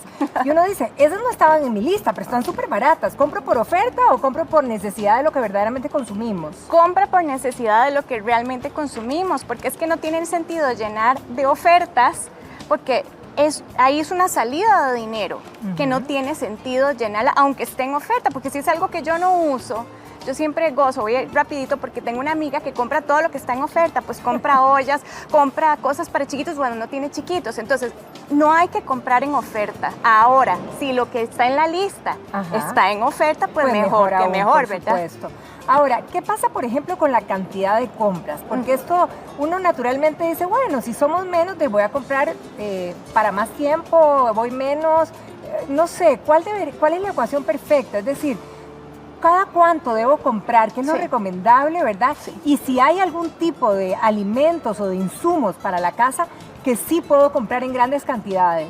Ahora, grandes cantidades son muy peligroso porque yo siempre digo, este es el momento de tener cash. Sí. Entonces, tener el cash en un desinfectante no tiene sentido. Ahora, yo lo que voy a hacer es que hago esa lista de súper y yo documento qué es lo que normalmente acostumbramos a comprar. Entonces, lo que yo puedo hacer es definir qué es lo no perecedero y lo perecedero. Entonces, lo no perecedero, entonces yo sí puedo comprarlo, digamos, por semana. Las carnes o las verduras o, ¿verdad?, las frutas, las cositas frescas que sí se ocupan por semana, pero el resto de cositas para el mes. Ya más de un mes embodegado, financieramente no tiene sentido. Ok, veamos algunos de los productos, ¿verdad? Y vamos a ver, Ricardo Garita está con nosotros. Ricardo, muy buenos días. Buenos días, Patricia, buenos días a todos los televidentes y Ricardo, cuéntanos un poquito cómo es hoy por hoy, ¿verdad? Las diferentes oportunidades, digamos, que se le ofrece al público para la compra de estos diferentes productos. Ok, nuestro negocio está ubicado en el Mercado Central de San José. Somos un negocio especializado en lo que es especies, condimentos, granos básicos como arroz, frijoles, garbanzos, lentejas, productos que ustedes están viendo en la pantalla. Como les decía, las especies, ¿verdad? Que es muy importante para condimentar las comidas. También tenemos frescos en polvo, estos son concentrados, entonces nos va a ayudar a tener un buen sabor, obviamente mezclado con leche, que nos va a ayudar mucho en lo que es la dieta del día a día. Ok, vamos con las especies. Por ejemplo, Mónica, si yo tuviera que recomendarle a la gente que está en casa cómo compro las especies, porque a veces vemos tarros bien grandes de especies, ¿verdad? O las bolsitas ya en estos tamaños. ¿Cuál sería la sugerencia, digamos, para hacer una buena compra? Claro, todo va determinado al gasto que yo voy a tener en el mes. Ese va a ser mi parámetro de tiempo, el mes. Entonces, si yo sé que eso me va a rendir más de un mes, porque probablemente me vaya a rendir más de un mes, pues entonces de ahí lo compro nada más. No tengo que tener el tarrote porque hasta puede vencerse, desperdiciarse, llenarse de bichitos, lo que sea, ¿verdad? Entonces sí, es bueno estas cositas, comprarlas de acuerdo con la cantidad que yo puedo usar en un mes y si alcanza para más tiempo, pues mejor. En el caso, por ejemplo, de lo que son granos, ¿verdad? Bueno, sabemos que el arroz pudiera ser y los frijoles lo más consumido en nuestras casas, por supuesto. Entonces, en este caso, ¿hasta qué punto, digamos, o cuánto o quién te lo compra de esta manera, por ejemplo? Ok, Patria, lo más importante aquí es decirle a la gente que en nuestro negocio se puede conseguir desde un cuarto de kilo, que es lo más pequeña cantidad, hasta kilos. Entonces, para que la gente se acomode también en el gasto, ¿verdad? Que no necesariamente tiene que llegar al negocio a comprar que 1 kilo, 2 kilos, sino que también puede comprar cantidades pequeñas y que perfectamente puede cubrir con la necesidad de la familia. Ahora, ¿qué le recomendarías, Mónica, por ejemplo? Comprar, ¿verdad? Evidentemente, bueno, un arroz precocido que se utilizaría menos. Hablemos de lentejas. Hay muchos que consumen mucha lenteja, otros menos. Pero ¿quiénes son los que podrían comprar de esta manera y quiénes comprar a granel? Porque igual en San Rafael, donde Ricardo, pueden comprarlos de las dos formas. ¿Qué se recomienda? Ok, aquí es importante. Esta cosita de lentejas, por ejemplo, en mi casa se va en una hechura de lentejas. Ustedes son 5. Nosotros somos 5. Claro, entonces, en una sentada se nos va, en el almuerzo y la cena ya se nos va esas lentejas. Entonces, yo creo que y saldría más caro. Si yo voy a comer una vez por semana lentejas, estar comprando estos paquetitos, yo prefiero comprar a granel, que yo sepa que por lo menos una vez por semana voy a hacer lentejas. Digamos, en mi casa que se comen montones de lentejas o garbanzos. Probablemente en la casa de una pareja, por ejemplo, una persona sola, Eso es más que podría suficiente. ser esta una opción. Exactamente. ¿Cuánto pasa hoy que no queremos que nada de lo que compremos, por ejemplo, se desperdicie? Dan ganas de llorar cuando ve que algo se ha dañado en nuestro hogar, porque hoy no estamos para botar ni un 5, y menos los alimentos. Exacto, Patricia, yo creo que lo más importante es eso, que tenemos que caer en conciencia de que no estamos en un tiempo para desperdiciar. Entonces de ahí es que nosotros le damos la opción a la gente de que consuma, digamos, que compre en pequeñas cantidades, no necesariamente en cantidades grandes. Claro. Por ejemplo, aquí tenés garbanzos, vean ustedes, esta es una presentación diferente. Sí, en realidad el contenido que va en este tarrito es, por decirles, una lata de garbanzos normal, de la grandecita, igual de palmito, igual de maíz dulce, que esto lo pueden conseguir ahí en el negocio. Ahora, ¿y esto tiene un precio diferenciado, digamos, al comprar más cantidad? En el caso de estos 3 productos que, bueno, digamos, yo maíz consumo mucho, maíz dulce, no sé, ¿verdad? Garbanzos o esto. El precio de estos 3 productos se mantiene normal prácticamente durante todo el año, digamos. Ok, vamos a ver, muchísimas gracias, Ricardo. No, con gusto. Me voy a pasar por aquí para ver qué pasó con Juan Diego. ¿Cómo está, Juan Diego? ¿Cómo está, Patricia? Mucho gusto. Súper bien. Contame un poco de lo que ofreces vos. Nosotros lo que nos dedicamos es a frutas y verduras. Lo que siempre buscamos para el cliente es que hayan promociones de los productos que más se requieren el día a día, como por ejemplo, usted siempre ocupa olores, entonces la cebolla, el tomate, el chile dulce, la zanahoria, que es lo que uno utiliza mucho para darle sabor a las comidas, y otras cosas como complementos que usted ocupa para un plato tradicional, que sería como un picadillo, ¿verdad? O unas papas, que es muy común tenerlas en cualquier casado de cualquier casa. Además tenemos lo que son frutas, hay frutas de temporada, como es ahorita el mamón chino, que se consigue a muy buen precio. Exacto. La papaya, que es parte de la dieta del costarricense, la papaya, igual lo que es la manzana, que se recomienda mucho diariamente, y lo que son los huevos, que prácticamente es uno de los productos que de 8 de 10 personas que llegan al negocio se llevan huevos. Entonces uno lo que busca es en todos estos productos tener como estas promociones en mallas, que son de los productos que más se utilizan para que tengan un mejor precio para las personas y así que se puedan ahorrar. Ok, ¿qué pasa con las verduras? Porque las verduras son más sensibles al ponerse malucas. Claro. ¿Cómo debemos de hacer una compra razonable? Él dijo algo que es muy importante y que es clave, lo de temporada. Sí. ¿Por qué? Porque lo de temporada, primero, está más fresco, tiene todavía los nutrientes y además de eso está más barato. Mejores precios. Mejores precios. Entonces, yo considero que las verduras es algo que uno puede comprar sí por semana, ¿verdad? Pero igual no puede salirse de la lista. Entonces, para hacer la lista hay que hacer un menú. Esa es la clave. Cuando usted hace un menú, ya usted sabe exactamente qué es lo que tiene que comprar y qué va a necesitar. Y aprovechar las frutas y las verduras de temporada. Porque a veces nos emocionamos, por ejemplo, y sí, aquí vemos los olores y definitivamente uno quisiera así. Yo creo que esto de fijo, ¿verdad? La cebolla no puede faltar. No la podemos sacar. Pero uno se emociona y a lo mejor quizá los pepinos los podría eventualmente sacar, pero uno se emociona y a lo mejor consigue un buen precio y compra más de la semana. Y puede ser que algo se me ponga malo si somos pocos. Exactamente, o si somos muchos. O si somos muchos porque no lo hice también. Hay que estar monitoreando y eso es un ejercicio que yo hago en casa, estoy monitoreando el refrigerador a la semana.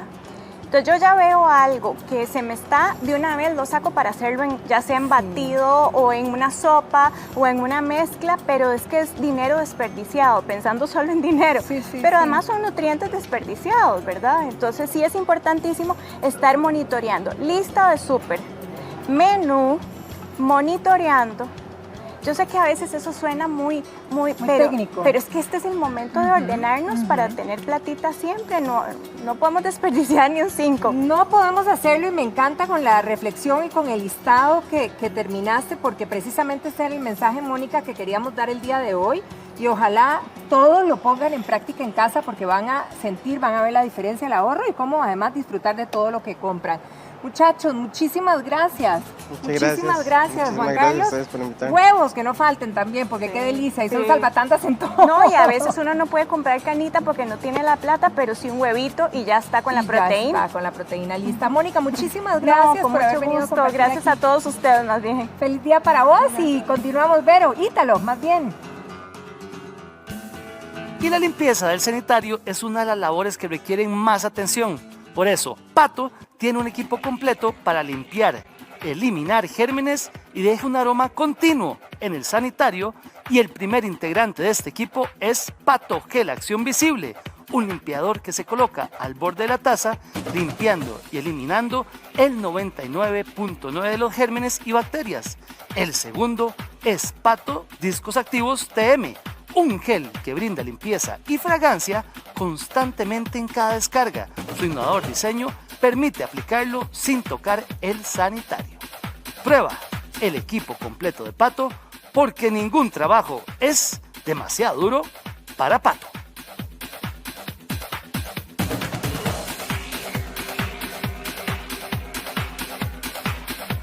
Hoy queremos conocer cómo está su corazón, y eso es importantísimo, y por eso vamos a hablarle de los exámenes que uno debería hacerse, y más cuando hay alguna situación que usted dice, uy, ¿será que mi corazón no anda del todo bien? ¿Si ha sufrido algún desmayo? O queremos evitar que esto llegue a pasar. Así que hoy nos acompaña el doctor Limber Mora Tuminelli, que nos habla de estas pruebas frecuentes. Muy buenos días, doctor, y gracias por acompañarnos. Muchas gracias a ustedes. Doctor, hablemos de esos detalles, esos síntomas, esas manifestaciones que pueden evidenciar que en mi corazoncito algo no anda del todo bien y es mejor hacerme una prueba. Bueno, en este mes tan importante que se llama el mes del corazón, el 29 de septiembre, por cierto, recuerdo que es el Día Mundial del Corazón, es importante repasar algunos signos y síntomas que son frecuentemente presentados en pacientes con enfermedades cardiovasculares. Por ejemplo, el dolor torácico es uno de ellos, las palpitaciones son otras, dolor de cabeza, mareos, desmayos o presíncopes. Son síntomas frecuentes que pueden alertar a las personas de que algo no está bien en el sistema cardiovascular. Doctor, si tengo una presión en el pecho, un cierto dolor, ¿será relacionado con el corazón o es una manifestación, verdad, de las más frecuentes cuando hay un tema cardíaco? Claro, con frecuencia, bueno, hay mitos en la población en donde se dice que el corazón no duele. En realidad eso no es cierto, es un mito falso, y el corazón podría manifestarse en el pecho con dolor o también con manifestaciones que no se pueden caracterizar como un dolor, como sensación opresiva en el pecho, como sensación ardorosa, quemante en el pecho, ya sea en todo el tórax, en el lado izquierdo, y tienen irradiaciones características. Puede irradiar hacia el brazo izquierdo, fundamentalmente hacia el brazo derecho, y al cuello, a la mandíbula, o inclusive puede irradiar al dorso, a la espalda y al estómago, en la boca del estómago, que se llama epigastrio. De tal forma que puede haber un malestar general, un dolor de sensación opresiva, ardorosa o quemante, o simplemente un dolor que experimenta el paciente, y es un dato de enfermedad cardíaca aguda. Es mejor entonces acudir al médico. Doctor, ¿qué le parece si empezamos con estas pruebas que usted nos propone en esta mañana? Y vamos a iniciar, ya tenemos acá a nuestro paciente. ¿Cuál es la prueba que se le va a hacer a él, doctor? ¿Y cómo funciona? Bueno, es importante recordar que la hipertensión arterial, en la población general, 30-35% de las personas son hipertensas. Y la hipertensión arterial se le llama el enemigo silencioso porque suele no generar mayores síntomas. Pero cuando hay síntomas, dolor de cabeza, malestar general, cansancio, fatiga, falta de aire, puede ser por hipertensión arterial.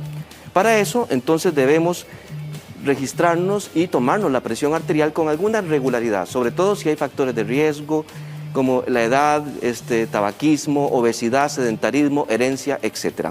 Este es un monitor automático de presión arterial que hoy en día realmente son muy cómodos, muy portátiles y además son muy fieles, tienen mucha fidelidad, están certificados por diferentes organizaciones mundiales de hipertensión y de cardiología.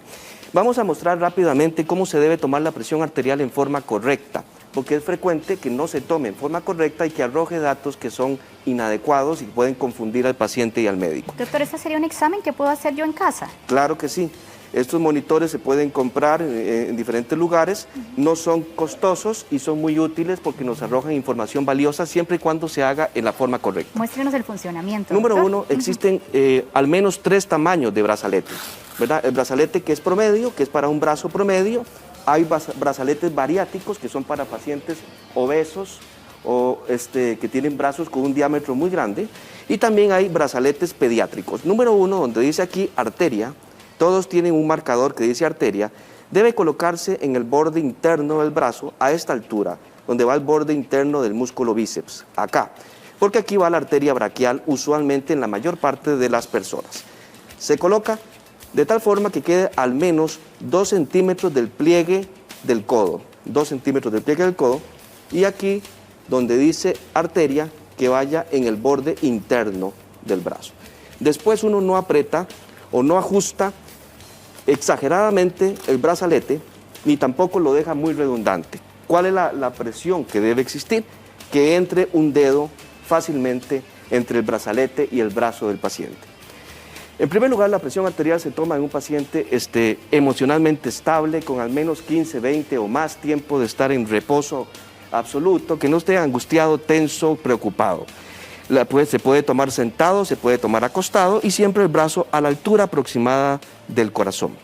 Se toma la presión arterial con este aparatito, ¿verdad? Se prende y se toma la presión arterial y se toma cada 2 minutos 3 veces.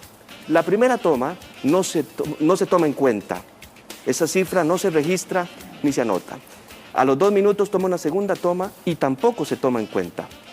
La que se toma en cuenta es la tercera toma, porque esto va a reducir frecuentemente la tensión del paciente ante el procedimiento. Se anota, se registra la tercera toma de presión arterial y esa es la que se le dice al médico de cabecera. Doctor, una prueba como el llamado MAPA, ¿en qué casos es recomendable practicarlo? El MAPA, que es la abreviatura de monitoreo ambulatorio de presión arterial, es un equipo muy parecido a este, mucho más pequeño que este, y lo que intenta es evidenciar la presión arterial durante 24 horas.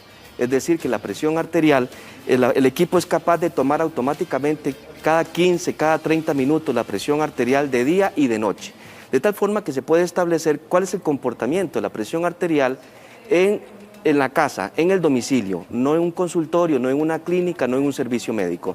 También toma la presión arterial con el paciente durmiendo, acostado, de tal forma que podemos obtener un monitoreo de 24 horas y poder establecer cosas tan importantes, por ejemplo, como si hacen picos hipertensivos diurnos, nocturnos, persistentes, si es hipertensión de predominio de madrugada y el comportamiento fisiopatológico de la enfermedad.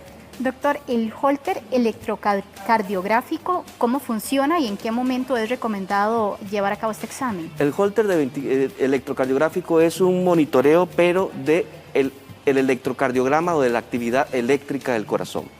Es un aparatito muy semejante, o este es un Holter electrocardiográfico, es portátil, este es el grabador automático, ustedes notan que es algo muy pequeñito, y estos son los electrodos que se conectan directamente en el pecho del paciente. Usualmente son 6, máximo 12 electrodos que se colocan con adhesivos en el pecho.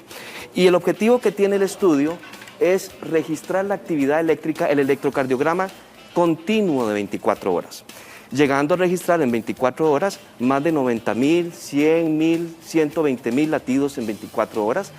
¿Cuál es el objetivo?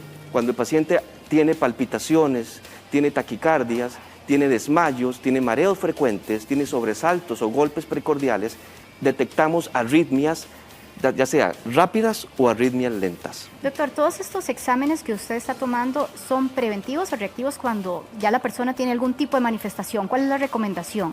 Exactamente, bueno, ya sea el MAPA, el monitoreo de presión arterial, o el monitor automático de presión arterial, cuando hay factores de riesgo, como dije, obesidad, sedentarismo, herencia, hipertensión, con o sin síntomas, todo paciente debiera tomarse la presión arterial por lo menos después de los 30 años, con alguna regularidad, ¿verdad? También es importante cuando hay síntomas, dolores de cabeza, malestar general, falta de aire, cansancio, inflamación en las piernas, reducción en su capacidad funcional.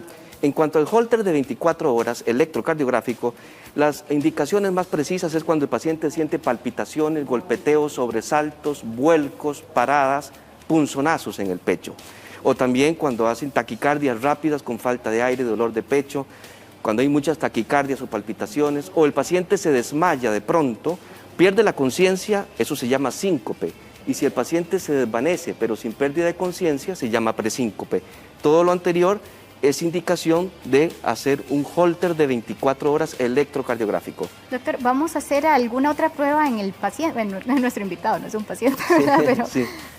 ¿vamos a hacer alguna otra prueba? No, ¿O es la demostración que usted veía, o sí. usted nos mostraba anteriormente? Yo quería mostrar este electrocardiógrafo, que es un aparato que lo tenemos, prácticamente todos los médicos lo tienen y los cardiólogos. Es un equipo para hacer un electrocardiograma, que es uno de los estudios más frecuentes y más de tamizaje que hacemos a los pacientes para evaluar el ritmo cardíaco, la frecuencia cardíaca, el tamaño del corazón, si hay arritmias o no hay arritmias, bloqueos. Esto es preventivo entonces, doctor. Es preventivo. En la mayor parte. ¿A partir de qué edad deberíamos hacernos este tipo de examen? Bueno, en realidad no hay edad, hasta los niños se pueden hacer electrocardiogramas, pero por lo menos lo que establece la necesidad de hacer electrocardiogramas son los factores de riesgo o los síntomas. Si, como les dije antes, si hay herencia, los diabéticos, los fumadores o exfumadores, o los jóvenes que tienen soplos, por ejemplo, que les escucharon un soplo, que se cansan rápido, que tienen algún síntoma cardiovascular, es meritorio. Y en forma preventiva, se podrían hacer un electrocardiograma después de los 30 años, cada 5 años, es recomendable si no hay síntomas ni factores de riesgo. Doctor, hay personas que manifiestan, van caminando y no llevan ni mucho tiempo y empiezan con esa dificultad respiratoria y principalmente que el corazón, ellos dicen, es que siento que se me va a salir. Exactamente.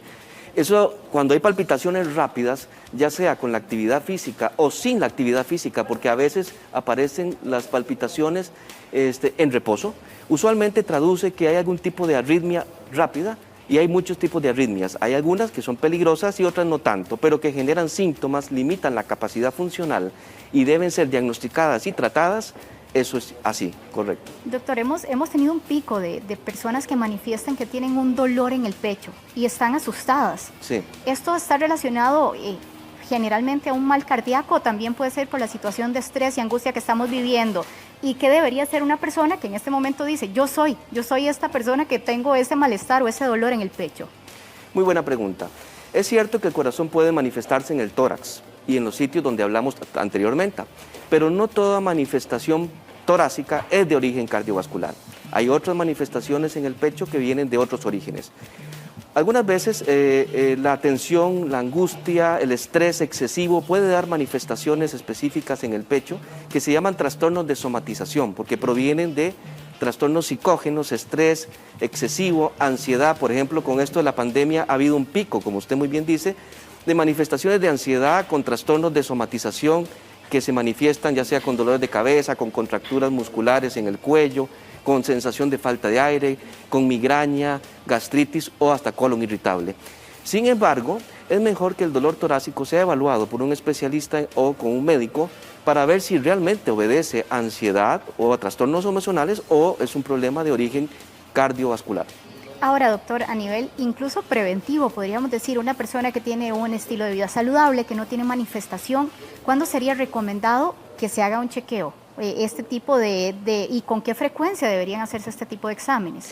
Bueno, si un paciente no tiene ningún factor de riesgo, es en apariencia sano, ¿verdad? No tiene herencia y no tiene ninguna manifestación clínica, por lo menos debiera hacerse un chequeo general con el médico después de los 30 años en forma casi que obligatoria, ¿verdad? Y lógicamente que antes sí existen manifestaciones, por supuesto. ¿Anualmente tal vez, doctor? ¿O con qué frecuencia a partir de los 30 años?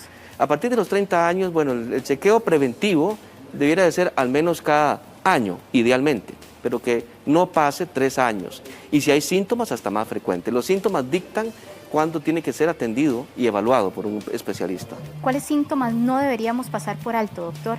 Algo que, ¿verdad? Que uno diga, está sintiendo esto y la persona dice, no es nada, ya lo he sentido anteriormente.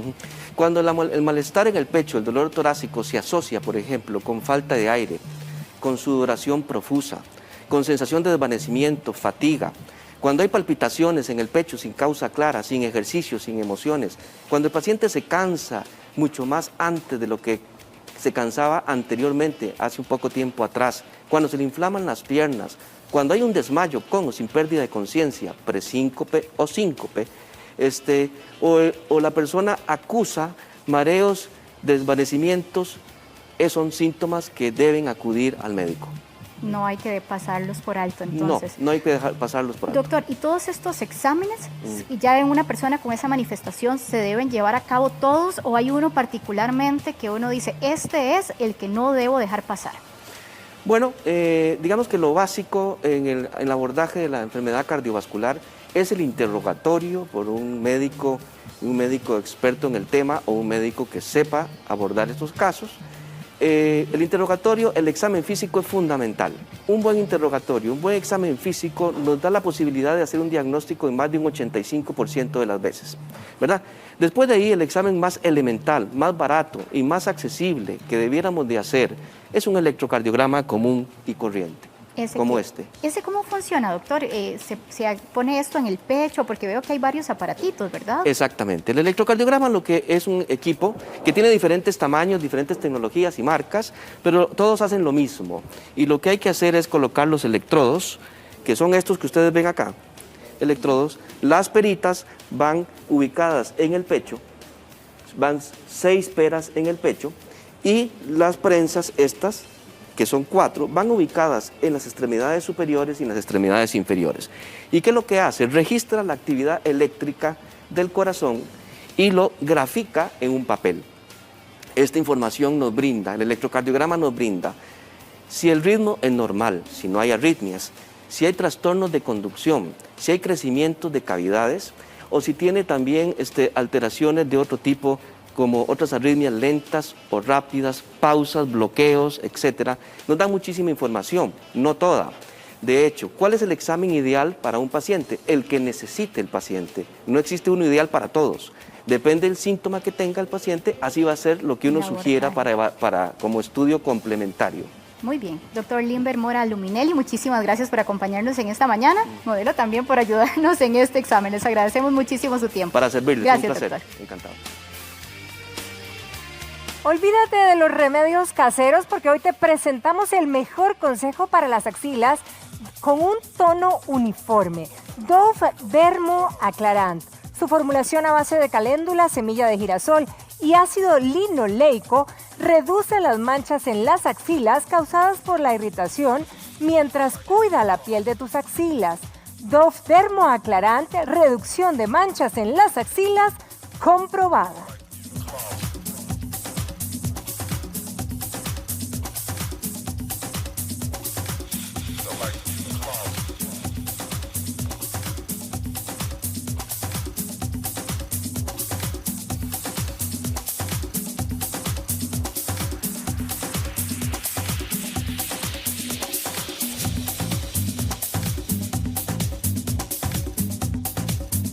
Y la carne no es solo de agarrarla y tirarla así en el sartén, no, la carne hay que sellarla para que mantenga todos esos jugos y que quede así deliciosa. Tenemos a Alejandro Moss, el chef, bienvenido. Bueno, y a la doctora Mariela Parajeles, bienvenida doctora, ¿cómo está? Muy bien, gracias a Dios. Ahora, ¿en qué consiste esa técnica del sellado, Alejandro? Bueno, básicamente sellar la carne es poder poner la carne en una sartén bien caliente o en una superficie de metal bien caliente para que selle su parte y para que no se salgan sus jugos. Entonces tomamos en un sartén lo más caliente siempre que se pueda. Esto para arrancar, ya después podemos bajar un poco la temperatura. Ajá. Pero esto lo hacemos. Veo que puso primero el lado de la grasa y vean, ese sonido ya está haciendo, ¿verdad?, de las suyas. Exactamente, eso es lo importante, poner el lado de la grasa para que la grasa vaya empezando a soltar su sabor, a subir, a levantarle todos los sabores ricos que le va a aportar a la carne. Esta antes la sellamos un poco a la parrilla para ir viendo más o menos la diferencia entre un sellado a la parrilla y un sellado en una superficie de hierro. Recomendado para poder meter después al horno sería tomar una pieza y sellarla siempre en un sartén de hierro. Cuando usamos la parrilla nos va a ayudar más a cocer más rápido y a que esto avance más. En este tipo de cortes que son tan grandes, es una recomendación buena terminarlas en horno para que ellos mantengan todos sus jugos adentro siempre. Entonces, esta pieza grande se recomienda siempre sellar y meter al horno. Si lo hacemos a la parrilla, pues va a soltar un poquito más su jugo y puede que por el tiempo de cocción quede un poco más seca. Ahora, ¿cuáles los cortes son los más jugosos para hacer estos sellados, Alejandro? Los más jugosos, tenemos aquí punta de solomo. Punta de solomo, vean la delicia. Es bastante jugosa, esto es medio lomo. ¿Podríamos cortar ese medio lomo para ver ese sellado perfecto que hizo usted? Ahorita lo tenemos aquí sellado, en plancha también, y que queda un poco más caramelizada la carne. Pero esto se derrite, hombre, véala. Esto después en el horno se cocina más o menos 20-25 minutos para que llegue a un término medio exacto, 51 grados centígrados y ya queda listo. Lo que queremos es que todos esos sabores se queden ahí dentro de ese lomo, ¿verdad, Alejandro? Con el sellado bien por ambos lados y por todas las partes de la carne siempre vamos a garantizar esto. Que eso es lo que queremos en un corte grande, que se pueda lograr quedar ahí. Aquí tenemos esta punta de solomo también. Esto lo sellamos primero por el lado de la grasa. Punta de solomo, vea la delicia. Tomamos acá. Ah, no seas tan baro, es que se derrite eso. Y aquí está la punta de solomo donde ahí se caramelizó muy bien. Aquí no estamos llegando ni a 3/4, ¿verdad? No, aquí estamos llegando apenas a tal vez un término azul. Un término azul, sí. ¿Verdad? Que hay gente que le gusta así. Hay gente también. que le encanta la carne así, que la verdad, bueno, a mí me gusta muchísimo así la carne, pero es un buen término. Ya después esto en el horno, 10 minuticos, llega a su cocción exacta. Alejandro, aquí hay un dilema, sartén, plancha o parrilla. Los tres son buenas técnicas. Las tres son buenas, pero digamos, si querés un corte más delgado, puedes usar la parrilla, que es más rápido. Esto es casi que vuelta y vuelta y sellarlo y vámonos, ¿verdad? Un churrasco de lomo. Esto al horno, primero sartén. Siempre recuerden esto, cuando van a sellar esto, tiene que estar bien caliente, tiene que tener siempre este sonido para que la caramelización de la proteína sea adecuada. Que chille, que dice uno. Que chille, que llore. Doctora, ahora, ¿por qué debemos comer carne bien cocinada? Claro, digamos, no podemos dejar de lado que alrededor de nosotros, en nuestras manos, en las superficies hay bacterias. También las hay en un corte de carne crudo. Lo que esperamos es llevarla a la temperatura adecuada para eliminar esas bacterias y de esa manera que el consumo sea seguro. Recordar de que si consumimos una carne cruda o que no ha sido manipulada de una adecuada manera, podemos tener problemas digestivos, podemos enfermarnos. Entonces, este proceso de sellado lo que nos ayuda es a garantizar de que es seguro el consumo de ese producto. Eso le iba a preguntar, porque él hizo un excelente sellado, pero adentro usted lo ve crudo. Y hay gente, no, es que puede haber bacterias ahí. No hay ningún problema, ¿cómo así? En relación a esto, por ejemplo, si vemos el corte como tal, está como completo. El contenido de lo interno no ha estado expuesto a esas bacterias, podríamos decir que ahí no estarían. Entonces ya depende mucho de la preferencia de cada persona, qué tan cocido lo quiera. Ahora, si hacemos un asado y me sobra carne, ¿cómo deberíamos empacarla para no enfermar a la familia también? Claro, siempre tener una adecuada manipulación del alimento, desde que compramos la carne, desde que lo estamos cocinando, desde los cuchillos, las tablas y demás que utilizamos. Pero de forma general lo que buscaríamos es de que, así por ejemplo, esto es un corte ya como cocido, que no pase más de 2 horas a temperatura ambiente. Idealmente que lo cortemos en unas porciones pequeñitas, lo podemos colocar en envases de vidrio y guardar en la refrigeradora de 3 a 4 días. Alejandro, para cocinar bien la carne, ¿a qué temperatura tiene que estar esa plancha o tal vez esa parrilla? Ok, digamos, hay dos cosas. Una muy importante que es cuando estamos sellando, es una temperatura más elevada porque lo que ocupamos es que se queden los jugos adentro. Así es. Y la otra es cuando estamos cocinando, ya podríamos bajar. ¿Por qué? Porque si le damos mucha temperatura, más bien secaríamos mucho. Igual, dependiendo un término, para realizar un término medio, pues la temperatura tiene que ser más alta. Para realizar un término 3/4, tenés que disminuir más bien la temperatura y cocinar por más tiempo. Y si ya querés un bien cocido, no recomendado, pero...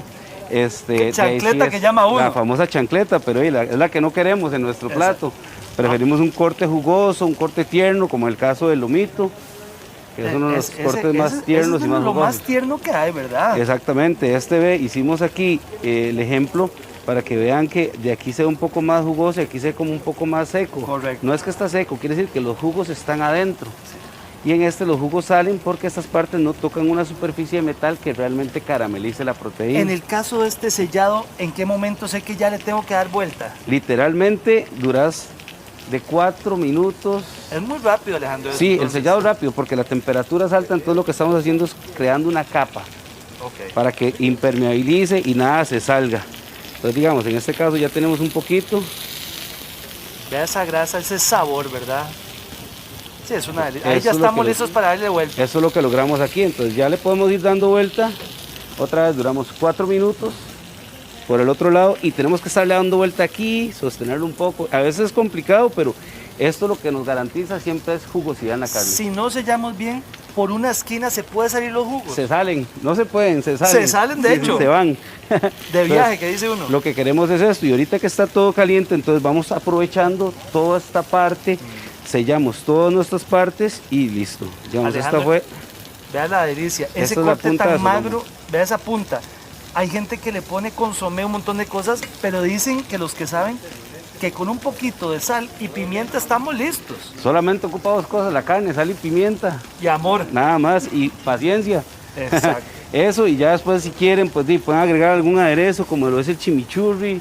Digamos, nosotros a veces sellamos con esto que es una grasa curada de cerdo. Usamos para sellar, para lograr este tipo de caramelizado. Qué delicia. Y ahí vamos Y agregándole esto un le poquito. mete un poquito de sabor, ¿no? Un Doctora, montón. hay gente que le encanta la carne, ir a los asados, pero le cae muy pesada. ¿Cuál sería la recomendación, tal vez? Sí, digamos, ahí va a depender mucho la preferencia y de lo que la persona le guste y vaya viendo que tolera y demás. Siempre aquí vemos que una buena alternativa la estamos acompañando de vegetales y demás. Hay ciertos cortes que el chef nos podría comentar cuáles son más bajitos en grasa. Entonces va a depender mucho también de lo que lo acompañemos. Doctora, ¿cuál sería una porción para quedar listos por lo menos en un buen almuerzo? Claro, el tema de las porciones depende mucho de cada persona. Si hablamos a nivel nutricional, normalmente cuando nos referimos a una porción, hacemos referencia al tamaño de la palma de la mano. Y si usted ve este lomito, lo voy a poner aquí con distancia, prácticamente eso sería. Sí, tomando en cuenta El ancho también. Sí, claro. Normalmente hablamos como de un ancho, un grosor como de esta parte también de la mano. Entonces, en realidad, ese es un buen punto de referencia. Alejandro, estamos en un punto medio, pero no queremos pasar a chancleta. ¿Cómo la carne le va avisando a uno? Ya, quíteme el fuego. Ok, digamos, en cierta parte, digamos, bueno, esta ya lo empieza a hacer, empieza a tirar un poquito de líquidos, ya proteína un poco más cocinada, entonces ya quiere decir que esto estamos en un término bueno, un término que va a ser suave y que te va a garantizar todo el sabor. Entonces, este mejor. De una vez, va Tenemos para aquí. afuera. O sea, ya que estaríamos esto sería un medio. Ahí estaría llegando a medio, ¿sí? Estaría llegando a medio. Exactamente. Y si hablamos de ese chimichurri que veo ahí que está chineadito, ¿en qué momento se le aplica el chimichurri a la carne? Por lo general hay que esperar un poco que la carne bote sus jugos, porque ella va a empezar a sudar por la cocción.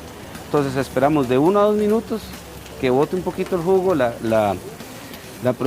proteína que ella va a botar, y después le ponemos el chimichurri para que lo que él botó después lo absorba. Ese es el toque final. Entonces ya gana todo su sabor, ya él va entrando y ya tiene todo lo que necesitaba. Yo he visto gente que agarra el chimichurri y empieza a bañarlo cuando está en medio asado. Eso también le puede dar otro Eso toque. es agregarle sabor, porque empezás a cocinar el ajo, tenés otro sabor diferente, el perejil ya cocinado.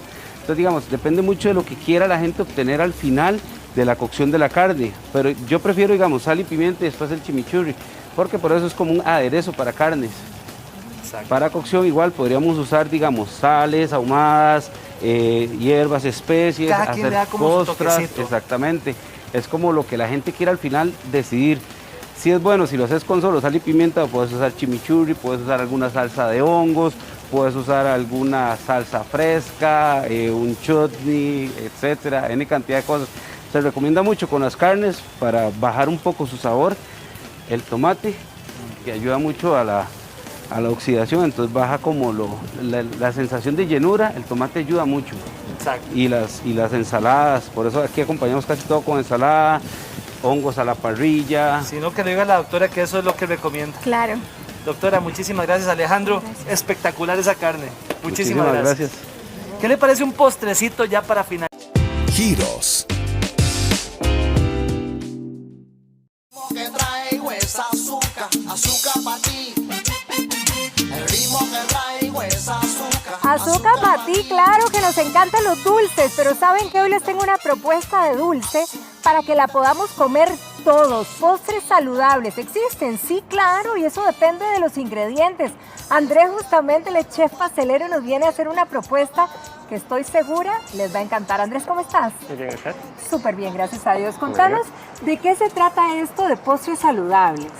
Bueno, todos los días tenemos esa sensación de que queremos darnos el gustito de un postre, pero siempre con ese sentido de culpa cada vez que estamos comiendo, sí, ¿verdad? qué terrible es comer con culpa, Correcto. cuando no debería. Entonces, bueno, la idea de hoy es mostrarles dos opciones de postres, ¿verdad?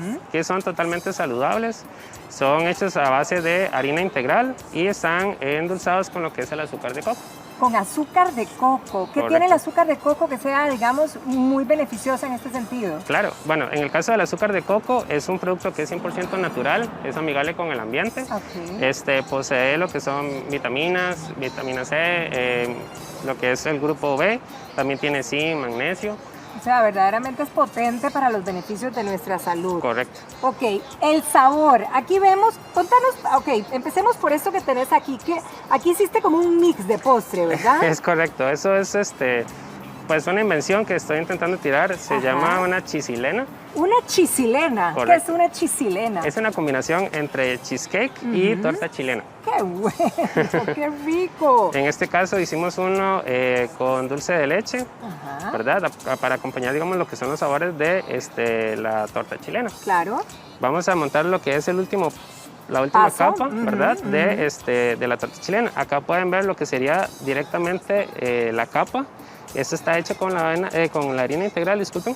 Ajá. Muy importante siempre marcar antes de enviarlo al horno. De ponerla al horno, Correcto. ok. Se hornea aproximadamente por 10 minutos Ujú. hasta que ya tenga un colorcito marrón. Perfecto. ¿Verdad? Procedente a eso, vamos a llenarlo con muchísimo dulce de leche. Ese ya está horneado, digamos, esa Es correcto. capa. Es correcto. Exacto, y la vemos más tostadita, ok. Ahora, una de las cosas que se pregunta mucha gente, Andrés, cuando hablamos de postres con diferentes ingredientes a los usuales, digamos, u originales, podríamos decir, ¿verdad? Correcto. Es, híjole, pero ¿a qué vas a ver? ¿Vas a ver rico? ¿Vas a ver igual? ¿Qué puedes decir vos sobre esto? Ok, lo más importante siempre es lo que está hecho en casa, nosotros sabemos lo que le agregamos. Sí. Son productos que no están, muchísimas gracias, que no tienen una sobrecocción, lo que es industrial, entonces es muy importante a la hora del consumo. Okay. Es un pecado, como dicen, natural, porque nosotros sabemos lo que le estamos agregando. Sí, sí, claro, claro. Y aparte de eso, pues es bastante divertido ahorita con lo del tema de la pandemia y todo lo demás para compartir en familia, ¿verdad? Claro, siempre por es bonito supuesto. estar cerca de sus hijos, de sus esposas, Cafetear etc. con una delicia de dulce que todos podamos comer, me Correcto. parece fantástico. Acá ya hicimos la última capa. Okay. Eso es un paso un poquito delicado. Eso te iba a decir, hay que ser artistilla. Ok, o sea, la capa de abajo tenía una capa todavía de pasta, ¿o no? Correcto. ¿Verdad que sí? Son tres. Ajá, es correcto. Esto tiene una... O sea, la chilena está, concentrada en la parte inferior, digamos. Es correcto. Es como el sustituto de la famosa galleta del cheesecake. Exacto. Ok, y digamos, sería como el cheesecake. Ahora, este cheesecake, ¿qué tiene la mezcla? Además, obviamente, de lo que se refiere al queso. Ok, en este caso agregamos lo que es el queso crema, ¿verdad? Viene con grenetina o gelatina natural sin sabor. Ok, para darle esa textura. Correcto. Ajá. Agregamos un poquito de dulce de leche que hicimos en casa, casero, para agregarle, digamos, la tonalidad del caramelo y crema montada de bajo porcentaje en grasa. Ah, ok, perfecto. Básicamente sería. Ahora, ¿qué vas a hacer? ¿Vamos a partir un pedazo? Correcto, vamos a mostrar. ¡Qué rico! Una porción de esa chisilena. Ahora, ¿la chisilena la dejas siempre a la mitad con el dulce de leche encima o ahora para mostrarnos o esa es la característica? Por lo general se cubre todo con lo que es el dulce de leche. Con el dulce, porque si no unos van a decir, no, yo quiero la parte del dulce de leche. Es correcto. Cuidado con esa partida. Ajá, híjole. ¿Usted, Andrés, me dio el tamaño o algo así? ¿Ah? Me cortó de acuerdo el tamaño, digamos. Ok, en este caso tenemos esta chisilena, esta mezcla de cheesecake y torta chilena, pero Andrés también trajo un queque de zanahoria, ¿es así? Es correcto. Ese está elaborado con igual harina integral. Ajá. Vean la belleza. Está endulzado igualmente con lo que es el azúcar de coco. Con el azúcar de coco. ¿Y cómo hiciste, digamos, la cremita que ponemos encima? El topping. Eso sería igualmente con lo que Ahí es... falta un toquecillo. Pedacito, vamos a ver. Ajá, ahí se nos está poniendo. Ahí. Es por la cantidad de capas. Acá pueden ver. Veamos, ok, devolvámonos a la chisilena, ahí la tenemos en pantalla. ¿Sabes lo que no nos trajimos? Un platito, ¿verdad? Que no nos trajimos. Para poner no importa. Montemos aquí la chisilena mientras tanto. Voy a poner esto aquí por si acaso. Ya estamos en casa. Ok, montemos esa chisilena. Vean ustedes, ahí ven perfectamente las capas que hizo Andrés al puro principio, que las rellenó de dulce de leche. y luego aquí el cheesecake, y luego, sí, él me robó la parte del de leche. Esta es la, y me vio. Para emplastar, claro, digamos. por favor, Andy, haceme el honor. Exactamente. Uno perfectamente lo puede decorar de esa manera. Vean qué belleza, qué delicia. No. Apenas no vamos a empezar semana, pero sí empezamos segundo día de la semana con todas las de la ley. Vean qué delicia, señores. Apenas. Ok. Ahora, El cheesecake puede esperar un minuto, ¿verdad? Vamos Sí. a pasar a que nos describas y contes un poco. ¿Querés subirle aquí la...? Sí, es Ok, correcto. ¿querés darle altura a esta chica? Ok. Muy que bien. Para lo que sería, digamos, el frosting Ajá. o el lustre del queque zanahoria, Ujú. utilizamos lo que es igualmente el queso crema. Vamos a hacerlo únicamente con 2 ingredientes, queso crema y lo que sería la miel de abeja. Que a veces esto es como lo más engordantón, ¿verdad? O lo más pesadini, digamos, de una clásica. ¿Lleva otros elementos que vos hayas anulado? Sí, digamos, en este caso, para lo que es hacer la parte del endulzante, Ajá. se utiliza azúcar glass. Ah, Por ser eso un es, azúcar ok. tan refinada, es más dañina, digamos. La mezclas por la miel, Correcto. que es mucho más La sano. sustituimos, correcto. Ok, excelente. Si, digamos, hay